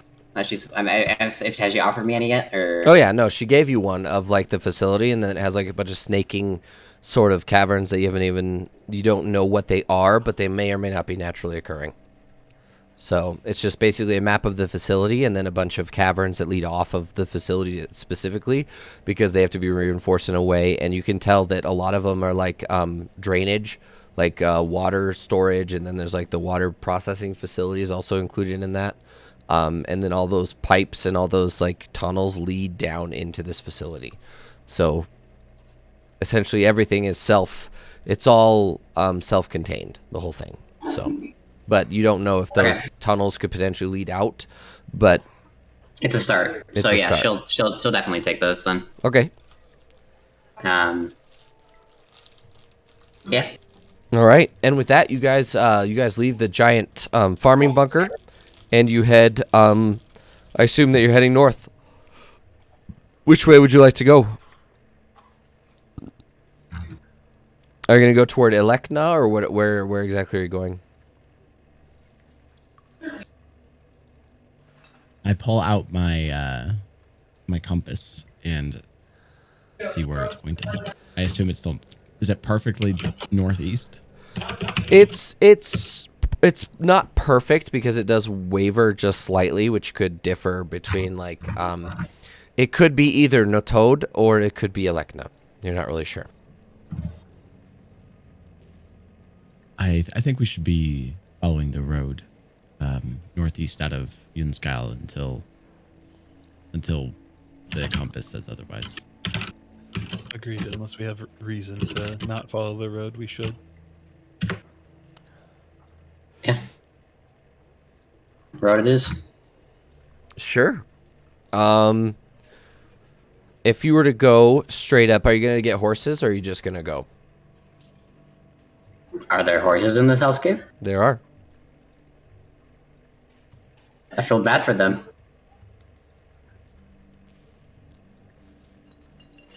Yeah, we can move faster with horses. Yeah. It's what, 3 days, 4 days? Yep, it's 4 days total. Okay. So your first day, you make it to another very large, a very large stone bridge, similar to the other one, except the water in this area doesn't have any gray in it. It's perfectly clear.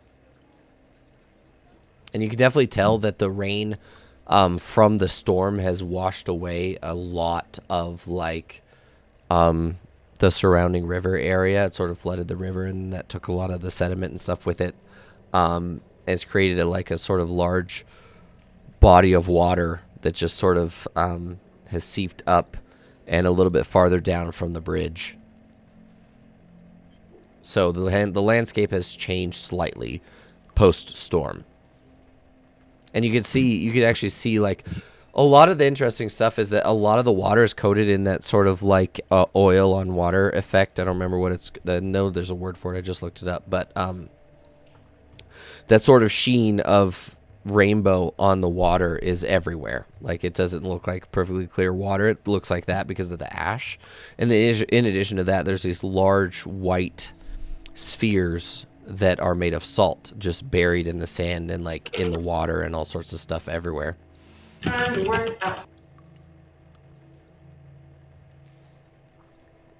So as you're traveling, you notice like all of these extra things everywhere. And how the landscape has sort of changed. Yep. Okay. No, I was gonna say extra things being like salt hail that's stuck around from after the storm. And Yep. okay, Salt, and then how the water is discolored and sort of it looks awful now. It looked perfectly clear before, but then after the storm, it just looks terrible. And then there's large pools of water, standing water everywhere. And as you move farther and farther from the city, everybody make a perception check for me, please.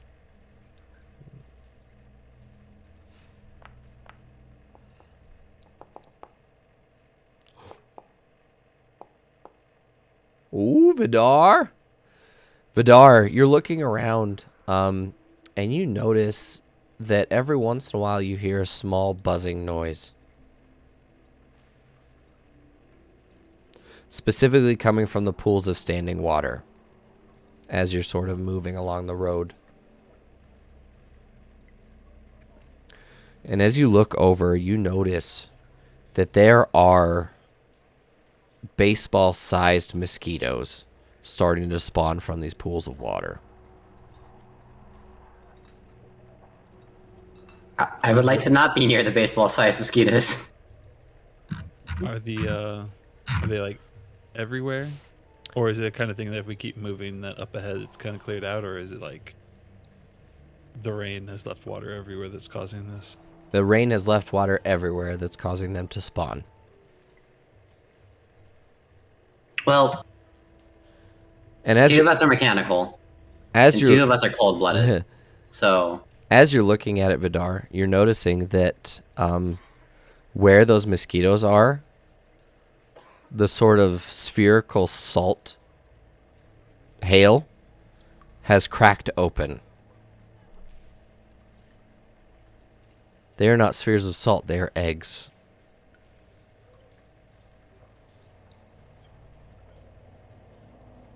Vidar is going to point them out to the group and say, we should stick to the road and keep moving as quickly as possible. And as you guys pass over the bridge, the sun is beginning to set.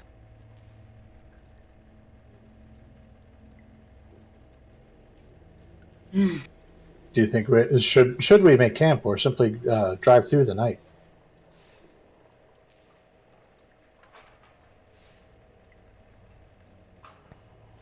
We're ending day 1 of 3 or 4. 4.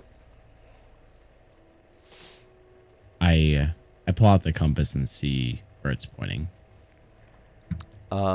It's actually pointing, as you've gotten farther, it's pointing more east than north. It seems as though we don't need to head much further north anymore. And I kind of hold out the compass. I'd be okay to travel through the night. It looks like we're going to have to deviate from the road regardless, but I don't really want to find out what's in these hail eggs. It might be delicious.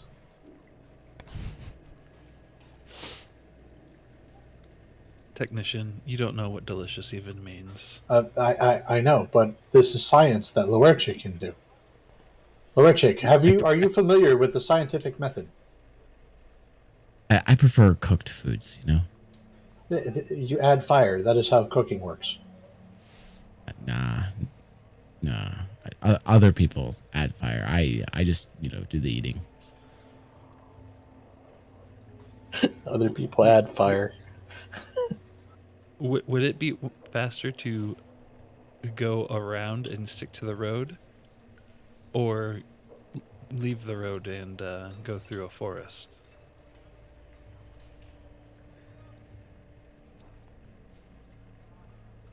It's up to you That's when guys. time is of the essence. If it would If we be get to the faster, forest and there's nothing. if it would be faster to go through the forest, there would be a path through the forest. If it was faster to go that way, people would go that way.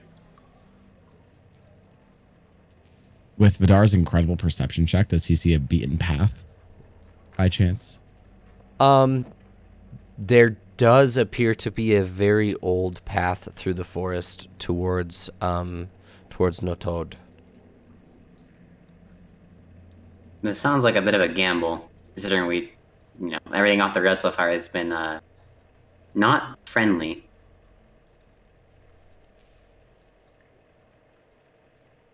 Does the direction of the path kind of line up with the compass direction? It does. Well, that does seem to be the direction that we would need to be going, doesn't it? What could be in a forest that we haven't already, taken care of ourselves? We are We just beat a formidable. giant bronze dragon. We are formidable. What could go wrong? In a continent where it rains acid. Which is even more reason to try to take the shortcut, right? It also means that anything that can survive acid rain is probably living in these forests. Including And the who- trees themselves. I would agree that the shortcut might be the best option if we are in a hurry, but we should use caution. Yeah, we're asking to go off path of place that is fairly dangerous with horses that are not well accustomed to. Horses shouldn't go in forests anyways, unless on well-ridden roads. Last we want to Okay, do is have a lame so- horse. Metagaming, but here's what we do. We split the party. Two of us go the really dangerous way and the fast way. Right, and the other two go the safe but slow way. Yeah, Defender and you can go one way, and the rest of us can go the other. Sounds good. That's two. Vidara's not technically a person, so two. That works out. We can go back to the whole vid wrap idea and cut all of ourselves in half, send each half in a different direction. I don't think Stabshik would work very well. True. It might. Canonically, don't lizard Morris? people like grow back limbs and stuff, or what? Tails. But that's like Okay. actual lizards and not like D&D lizards. Yeah, lizard folk don't regen like trolls do. Also, I am alright, fair not enough. I am not actually a lizard folk, for the record. She's a variant. Spoilers. Guys, the snake's not a I'm fucking kidding, lizard. I'm kidding. I don't know. All right. It has It, no legs. it sounds like we're split on this one. Well, two of flip us a are coin, flesh. break a tie. Yeah, two of us are flesh and need to breathe, and we've been told about quicksand off the path. So Yeah, but we have two groups, and they're split with one fleshy and one metal person each. So, like, I don't know what to tell you. This is a direct split here. There's no Rollies. clear lines. Rollies, flip a coin. rollies, flip a coin. Rollies. All right, All right. so what are we rolling? Each side rolls a D100. Whoever's higher wins. Who are you nominating for your side? I nominate the robot. Yeah, I nominate the robots. I broke 3 mirrors this week, so just heads up. D100, we said. Yep. Oh, come on, Vidar.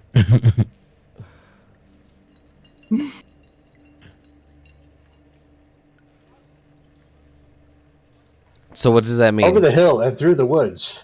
The short way we go. God damn it. So you're all going through the forest.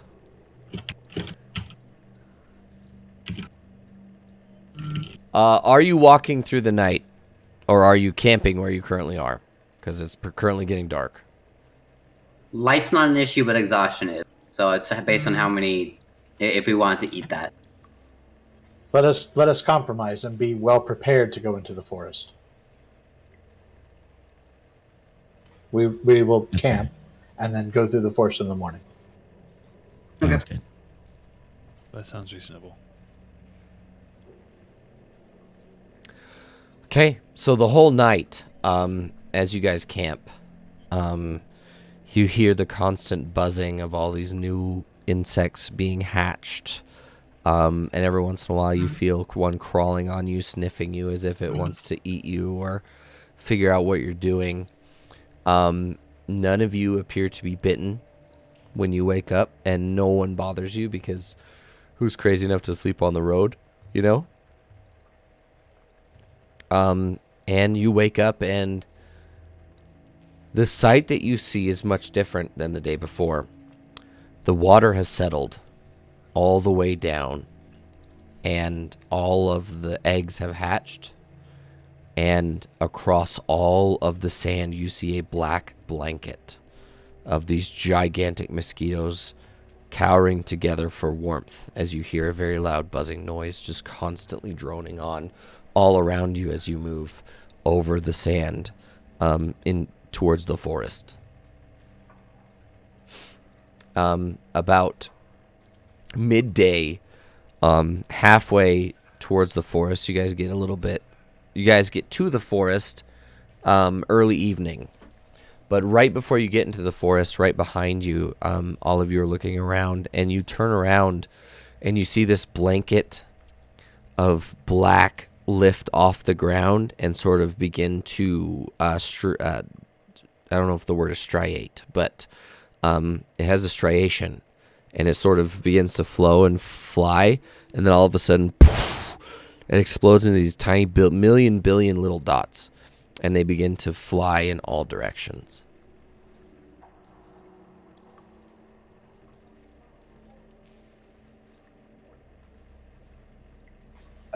Investigate. Sure.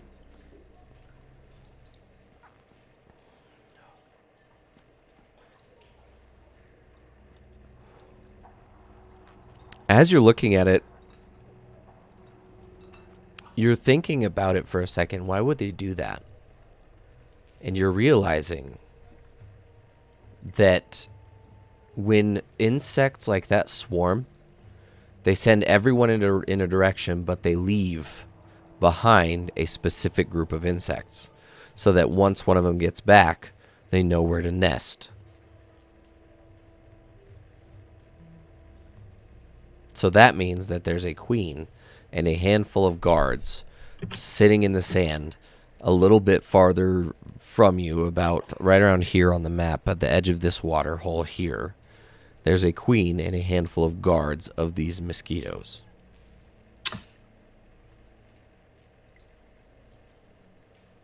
Does anyone have a flamethrower? I will take that as a no. I might. Yes, I might. You might. I do. Are there mosquitoes in the forest, or are they outside? No, they do not appear to have reached the forest yet. Vidar is just going to suggest, if we get inside the forest, this becomes a non-issue. Yes, but we should still avoid the nest, which is most likely over there by that standing water. So let's get further away from said water. All right. Begin Scoot. walking Scoot. through the Scoot. forest. Scoot. Scoot. Scoot. So you're looking at this forest, and it's a bunch of dark gray wood that has very thick, rough, gnarled bark. All of the trees appear to be like this sort of twisted wood that appeared to be like, it sort of looks like it was vine at one point and then hardened into wood. And then they have these large leaves that are dark gray, but they have like purple edges, like violet edges on all the leaves. And the roots are very much like all over the place, but you could tell that the sand has hardened into sandstone underneath all of these trees. And there's like a very, very like, not level, but semi-level like surface as you walk through this forest, but there's no undergrowth. It just doesn't exist. It's all roots and sandstone underneath you. And these trees, as you're looking at them, they sort of sway with the wind simultaneously, but the wood appears to be not fully solid. And they actually bend, and then they stay in that shape as they bend with the wind. So if the wind is coming from the east, they basically, all the trees blow like this, and then they stay in that form and go with the trees. If you'd like to make a perception check, you're more than welcome to. If you want to make a nature check, if you want to do investigation, you can do that.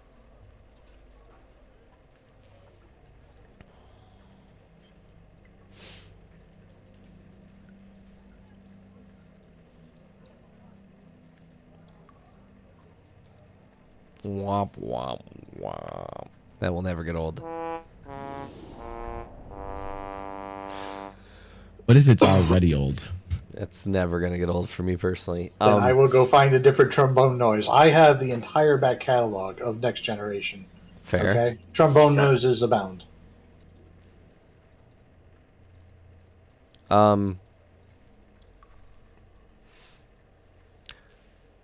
Loershik and Vidar, you're sort of looking at these trees and you're realizing that the ash that is constantly falling from the sky, as the wind blows and the trees sort of blow with it, and then they sort of maintain a shape. The plants here are, the leaves actually like sort of expand once they hit that point, and they're catching the ash as it flies through and absorbing the ash somehow.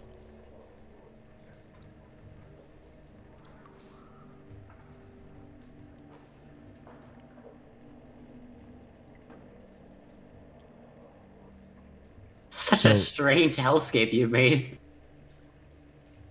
If the trees are absorbing the ash, and presumably there's enough wind to be changing the trees' directions, is it safe to say that we don't really see ash on the ground since it's always getting picked up and it's eventually hitting the trees and getting absorbed? Exactly. So literally when I say there's no undergrowth and there's nothing on the ground, it's just roots and sandstone.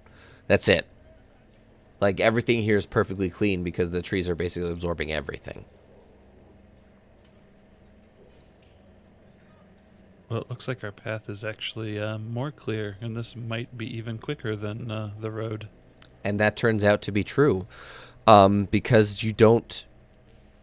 One thing that you notice specifically, Vidar, there are no living creatures in this forest. Zero.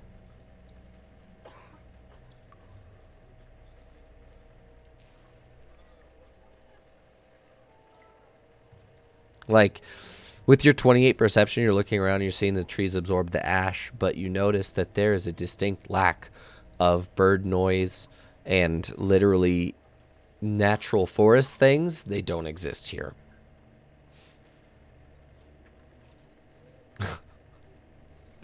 Ruins of unusual size? I don't think they exist. And you guys are just on the edge of the forest. Are you going to keep moving in? Yeah. Surprisingly, you're able to make it really far on your first day. And then it starts to get later and later in the night, and the trees don't really block out too much sunlight, but you can definitely see that the sun is currently setting. Are you guys going to make camp here, or are you going to keep moving on?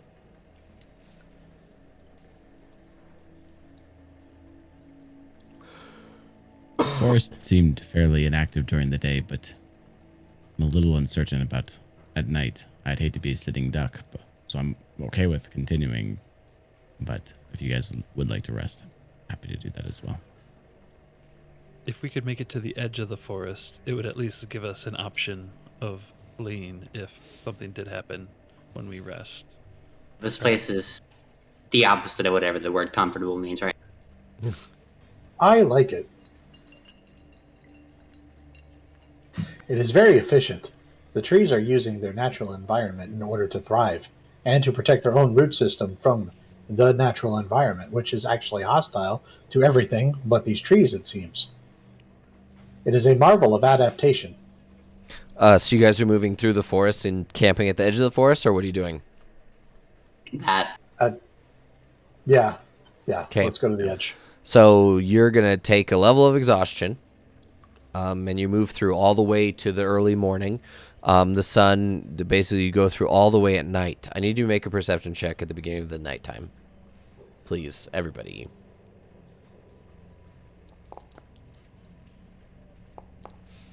should be disadvantaged for the record because of that double exhaustion. So I put the exhaustion on there. Warforged are immune to exhaustion.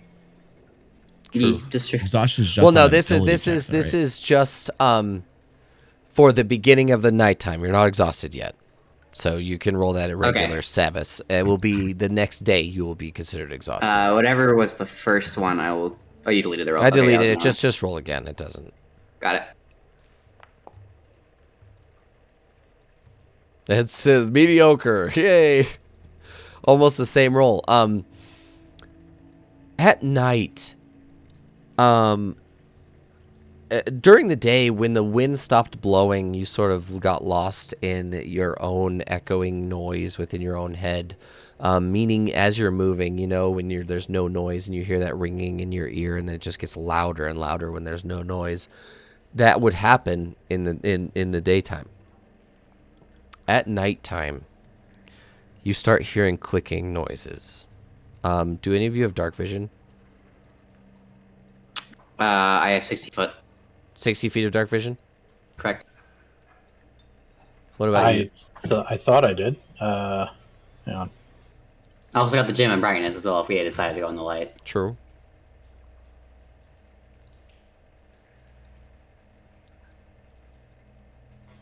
Wait a minute. Lorishik, do you have dark vision? No, sir. So are you guys going to light torches? Or are you just going to navigate the moon? So during nighttime, the moon is much more bright here than it is elsewhere.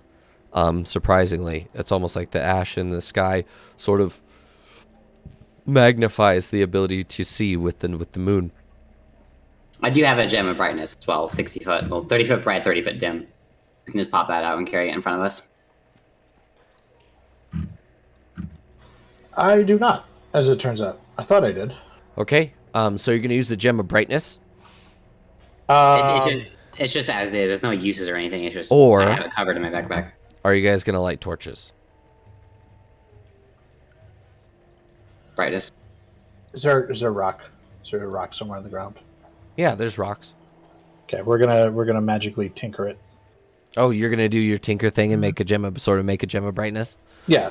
Okay. It's a light. That you cast a light spell on it? Yep, like basically I just turn it into a dim light. So as you guys are walking through the forest, the normal lack of noise that would be assaulting you is replaced with this very interesting sounding clicking. Not mechanical. Not like a tree, when a tree moves and the wood strains and you hear the sort of cracking of wood. It is a different noise altogether. It's like the sound of cracking stone, almost.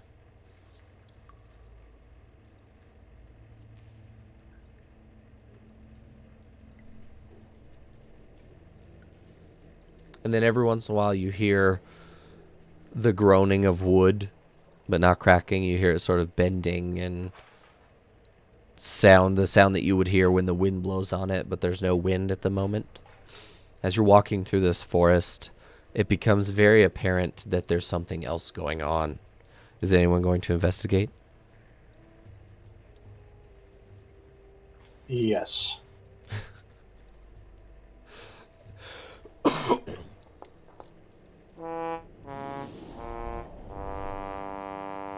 I know that's never gonna get old for me.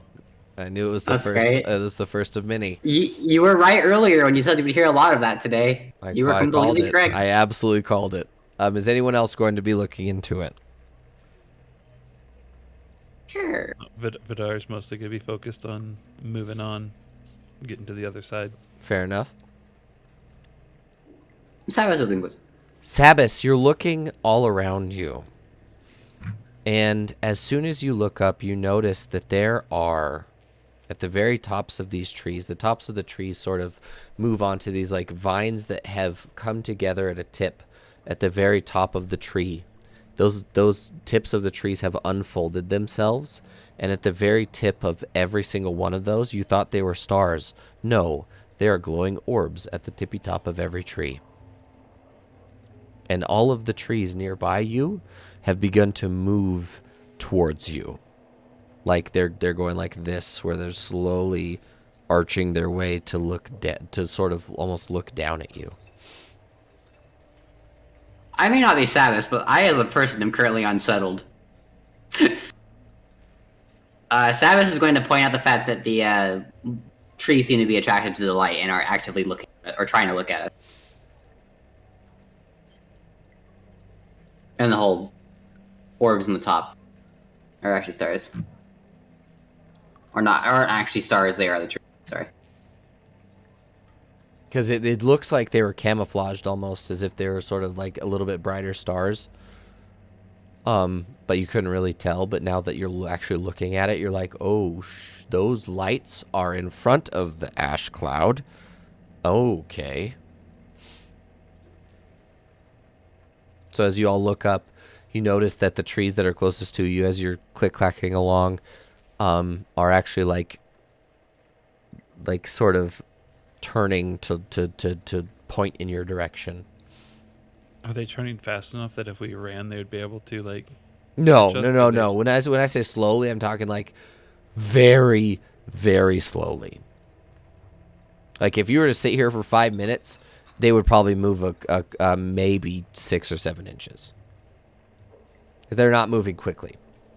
It's just that it appears that all the nearby trees are all moving at once, so it's sort of unsettling as you're like sort of click-clacking along.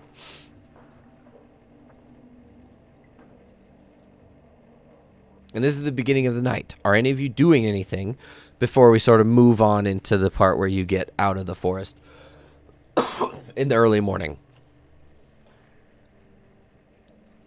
Nope. Okay. So we'll move on. You guys move through the forest, and the whole time you're hearing this sort of groaning of wood, and you get to the edge of the forest eventually. And all at once, I need all of you to make Constitution saving throws, please.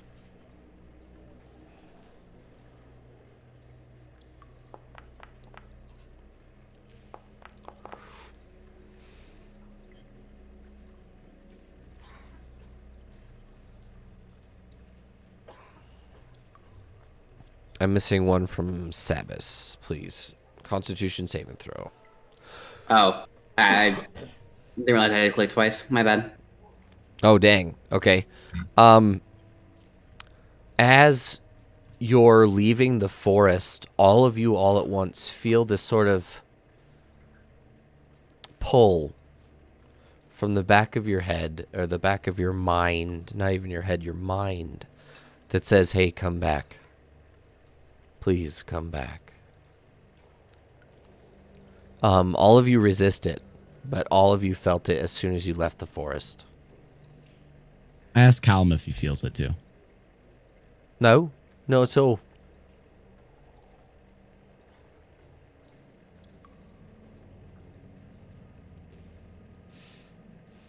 I take out my compass and see if it's pointing into the forest or if it's pointing out of the forest. It's pointing directly east.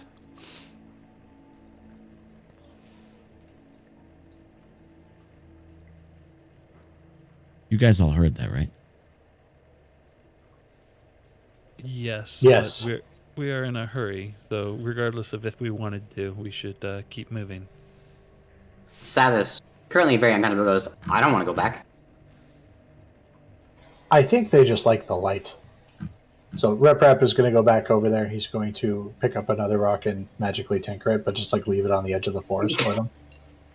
Goodbye. You're not going to use catapult on it or whatever? God fucking damn. Just yeet it into the forest. Dude, some Oh, if you only adventurer is knew. some vendor's gonna take the dumb path and find this rock and wonder what the fuck happened. If you all, I got up to some dumb shit yesterday. Oh, yeah, he did. Messaging me. Like, what the hell? I'm very excited for that. But you guys make it to the edge of the forest, and Loershik and Sabas, both of you are, like, super tired. Both of you have a level of exhaustion. The Warforged do not, because they do not. You're immune to exhaustion, right? Is that one of your things? Yeah, as I read it. Sorry, do you want me to go cite the book or No. Okay. No, Yeah. I am not.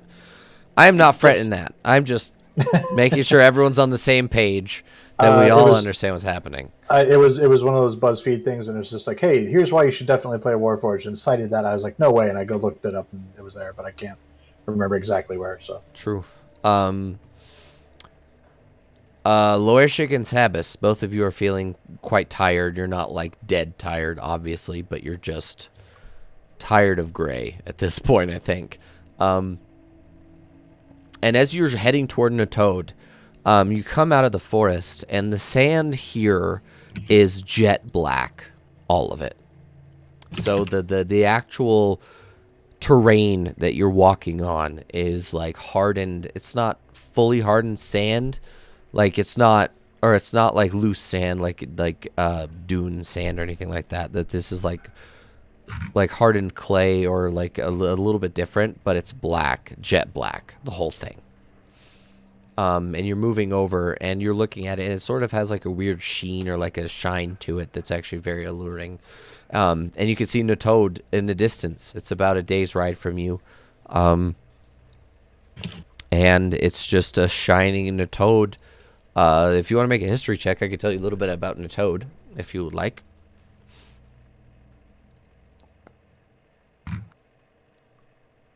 Man, Lorshik is rolling like a freaking beast this time. And then Rep is taking the... Oh, I spoke too soon. Rep is taking the low road, the low road this time. I was just making sure that nobody else had to suffer the ones. Fair. Lorshik and Technician. Natode is a not very famous, but it's famous for oysters. So this place, as you get closer and closer to Natode, the bay that's right here, right next to Natode, is a massive saltwater bay that houses the world's largest number of oysters and clams. And they have, some of them have these giant crabs called leviathans that are a very intricate ecosystem that is maintained by the people of Natode. And when I say giant crabs, we're talking crabs that are 8 to 12 feet across. And these crabs maintain oysters and clams for everybody. They do this strange thing where they have this sort of ecosystem where the crabs will walk up onto the beach and they'll grab the black sand and they'll gather it up in their little pincers, and some of them have like these shovel hook kind of claws, and they gather it up and then they sort of put it all over the clams and the oysters, and then those end up turning into pearls, and then these pearls are very unique to this region because they contain so much of a substance that makes them glow at all times. So you can make gems of brightness and things that put out light automatically by the pearls of these creatures. And they don't ever eat the oysters or the clams because of the fact that they make these pearls that are luminescent.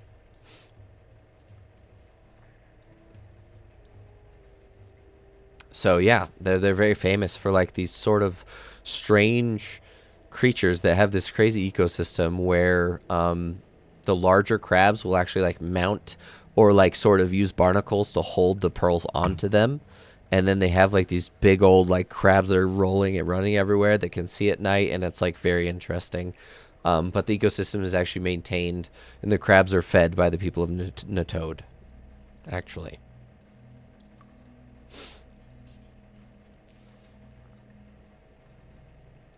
I am going to pull out the sending stone because it's been like 3 days, right? Mm-hmm. And into it, I will say meat. It begins to glow and softly vibrate. We are near a forest west of Natode. We are heading in that direction because our compass tells us that's where Soulforged is. Over. Okay. That it sends and it goes dim and it goes dormant, and you put it back in your pocket, and you guys start heading toward Natode. Are you going to go through the whole day, or are you going to rest here, or what's your plan, Lurshik and Sabbath specifically? Probably shouldn't eat more exhaustion checks. So yeah, sleep be good. Look to the Warforged and ask, would we be able to sleep on our horses and have you guys pull us on leads? Of course. Sure. The horses seem well behaved. We could try.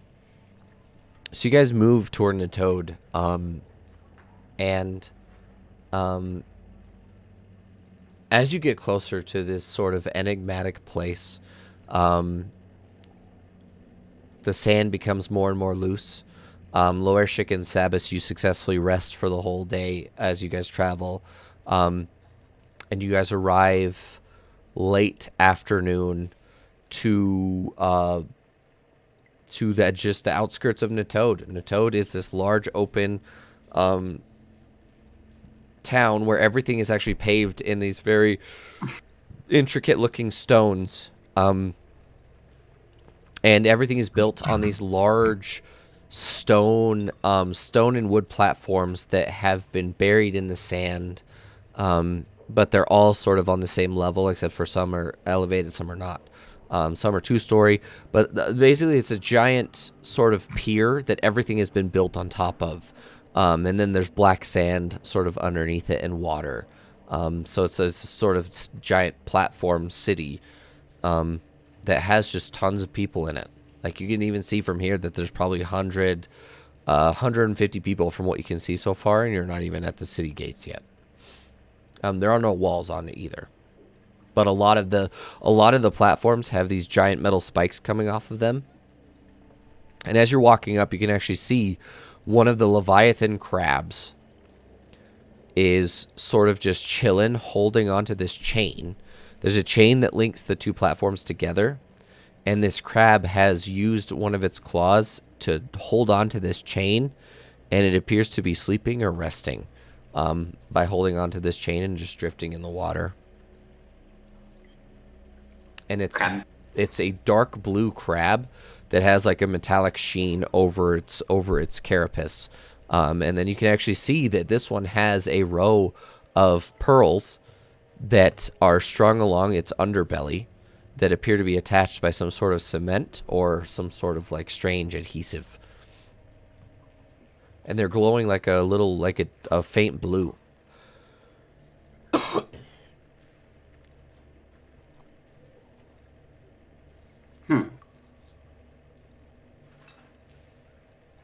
Loershik, I assume that we are still headed in the right direction. I pull out my compass, open it like this. See what it's pointing at. It's pointing directly into the town. You're not really sure what building it is, but it's sort of like shaking in like a direction. Rep, you wouldn't by chance have that divining rod, would you? You haven't turned it into bullets or anything, right? No, of course I still have the divining rod. What good would divining bullets be? You could just shoot people, and if the bullet glows inside of them, you know they're Soulforged. I appreciate your scientific thinking. You're welcome. But stop. Oh. Is the rod by chance glowing? It is not. It is not. We must get closer. Well, keep your rod in your hand, and let's follow this arrow. You guys head into Natode, and you get on this giant stone platform that you're realizing that as you get on it, this stone platform and the bridge that you're sort of walking on, they're all suspended via chains and these huge cables that link all of these platforms together. And they, in fact, are not anchored. This whole city is floating. It's not stone. It's not stone. It's all wood. So the whole city is just a giant sort of mess of platforms that are anchored together with chains and cables. And then you can see at the edges of each platform, there's like a large hunk of metal that's sort of anchoring them to the seafloor. As you realize, as you get on, like there's like a large ramp up onto the bridge, that it's not black sand, it's water that is black. Like the water itself is black as tar.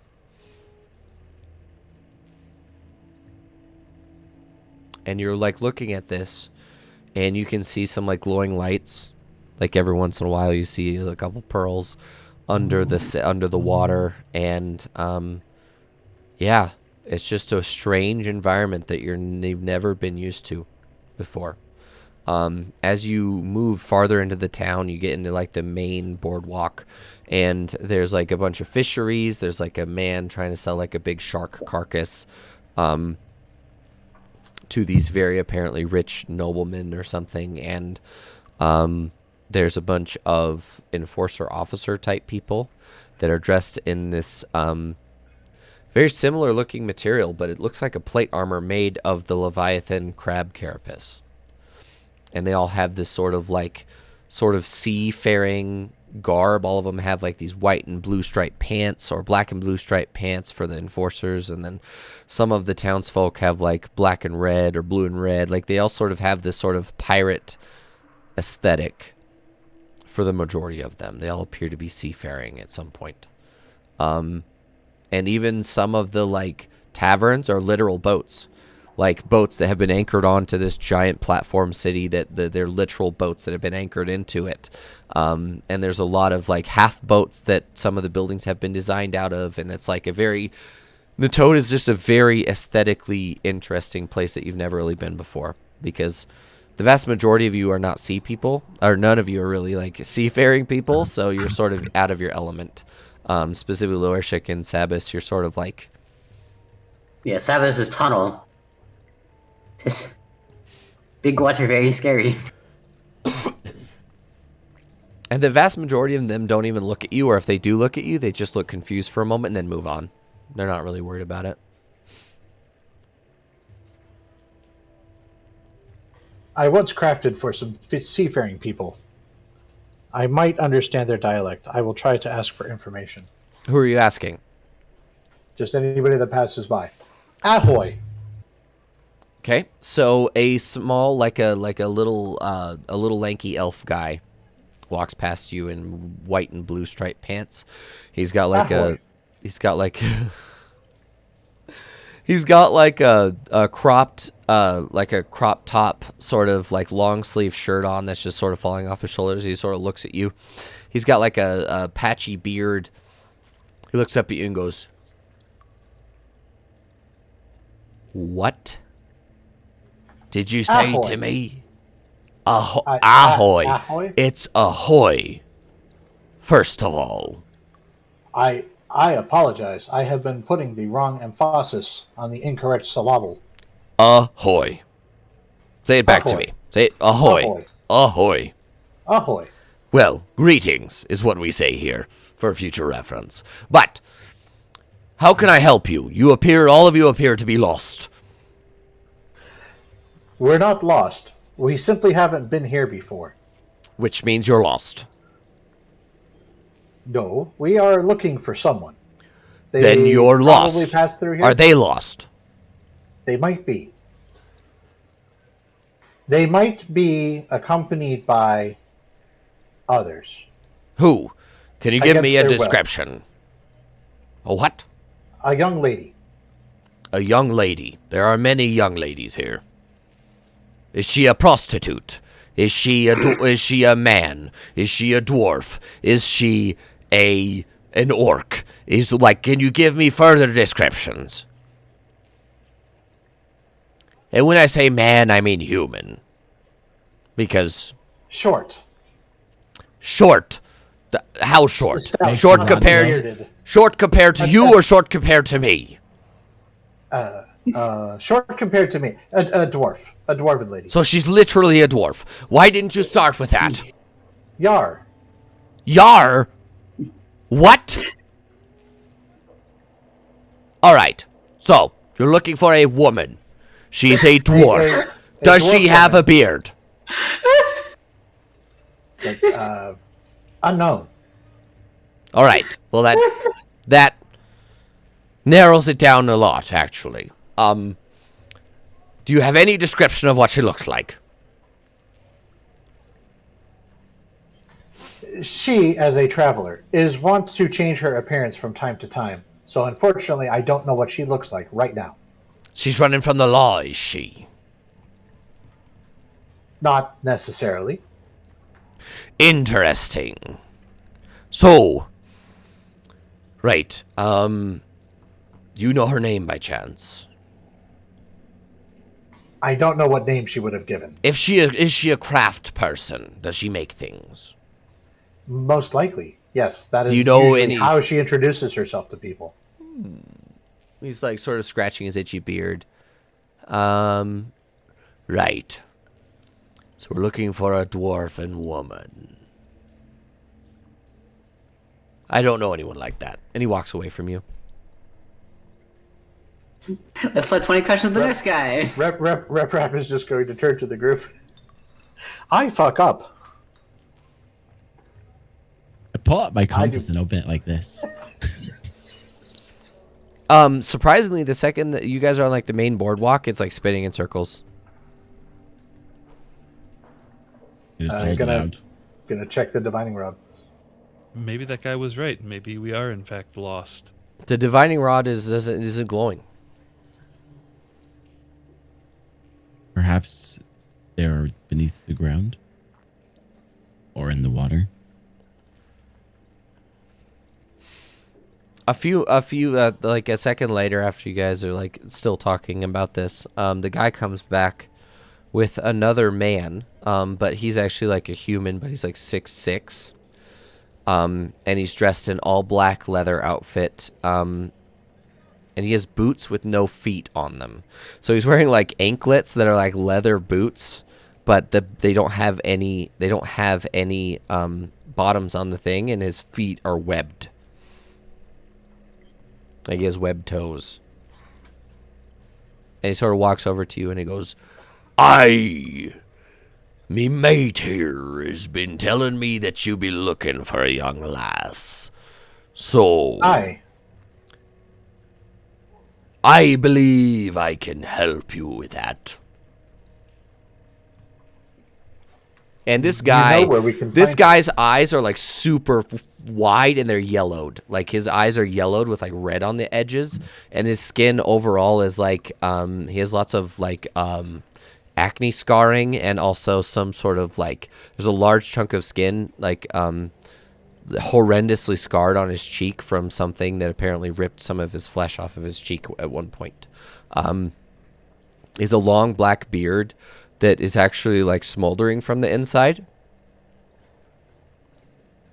And he's just sort of, and he smells of tobacco, like smoking tobacco, as he walks over to you. So, you said you could help us find her. I can, but I need to consult with my, what the fuck is his name? And he sort of turns to the guy. He's like, he's literally a priest. And he's like, right, the priest, the one who believes in anything but bam, bam, bam, bam, bam, bam. He just sort of ends. Yes, he just sort of ends his sentence. Can my character be a Clash, whatever fuck god that was? He turns back to the guy. He's like, Bombasta. He's trying to say Bombasta. I gathered. My captain here is seasoned, so he has a little bit of the sea madness, as you could call it. He turns to him. He goes, I am not mad. I am just a little bit deranged. I would have labeled you as eccentric. I appreciate it. And he literally puts his whole hand in his beard and he pulls out a 9-inch long smoking pipe that's actively smoldering. And he puts it in his mouth and he starts chewing on the end of it and like taking puffs. And he's like, right. So we're looking for a dwarven girl or woman. Is it a girl or a woman? Woman. Most likely a blacksmith or a forger of some kind. Right. And she's on the run from the law. Possibly. Interesting. So, I think the first place we should look is the jail. I interrupt really quick and ask, did you say your priest doesn't believe in Bombasta? No, he does. If he didn't, I would have hung him myself. with my own hands, Understood. obviously. And you look at his hands, and he's got like these massive sausage fingers, but they're all webbed. Like he literally, it looks like he's like a part mer person or something, or he's been cursed or something weird like that. And like some parts of his, like the bony parts of his knuckles have like scales on them, like fish. And you notice that like he actually has gills on his neck as well, because every time he takes a puff in, the smoke comes out of his gills. What do we call you, Captain? That's a good question. What do I go by now? And he turns to his friend. He goes, most people call If you... I had to, They call him... if I had to hazard a guess, I would say Captain Fishface. Is that correct? That would be a fun one, but no. And he sort of turns to his friend. And the guy goes, they call him Bluegill. Captain Bluegill. I was extremely close. That was And he sort of turns, ah, yes, Bluegill. Because that one time where I almost suffocated. And that was blue. From suffocating. He sort of taps out his smoking pipe and he starts pushing more tobacco into it. He lights it back up. Which way is the jail? Oh, the jail! It's over there. You see the giant iron sort of pot. And you turn around and it's just this huge, like, it looks like an iron cauldron floating up on it by itself on the water, rather violently comparatively to everything else. They call it the drowning pool for a reason. Because it never stops moving, and if you go to jail, you have to stand in that. You're not allowed to sit. You're not allowed to take a break. They force you to stand the whole time. It's Until sort you're of... exhausted and your body's hit the floor? Exactly. But either way, it exhausts you until you tell them what they want or you die. It's really not that big of a deal. By the way, there's nothing wrong with me. Perhaps we should all just flow down to the jail then. Sure. And Thank you. he sort of starts.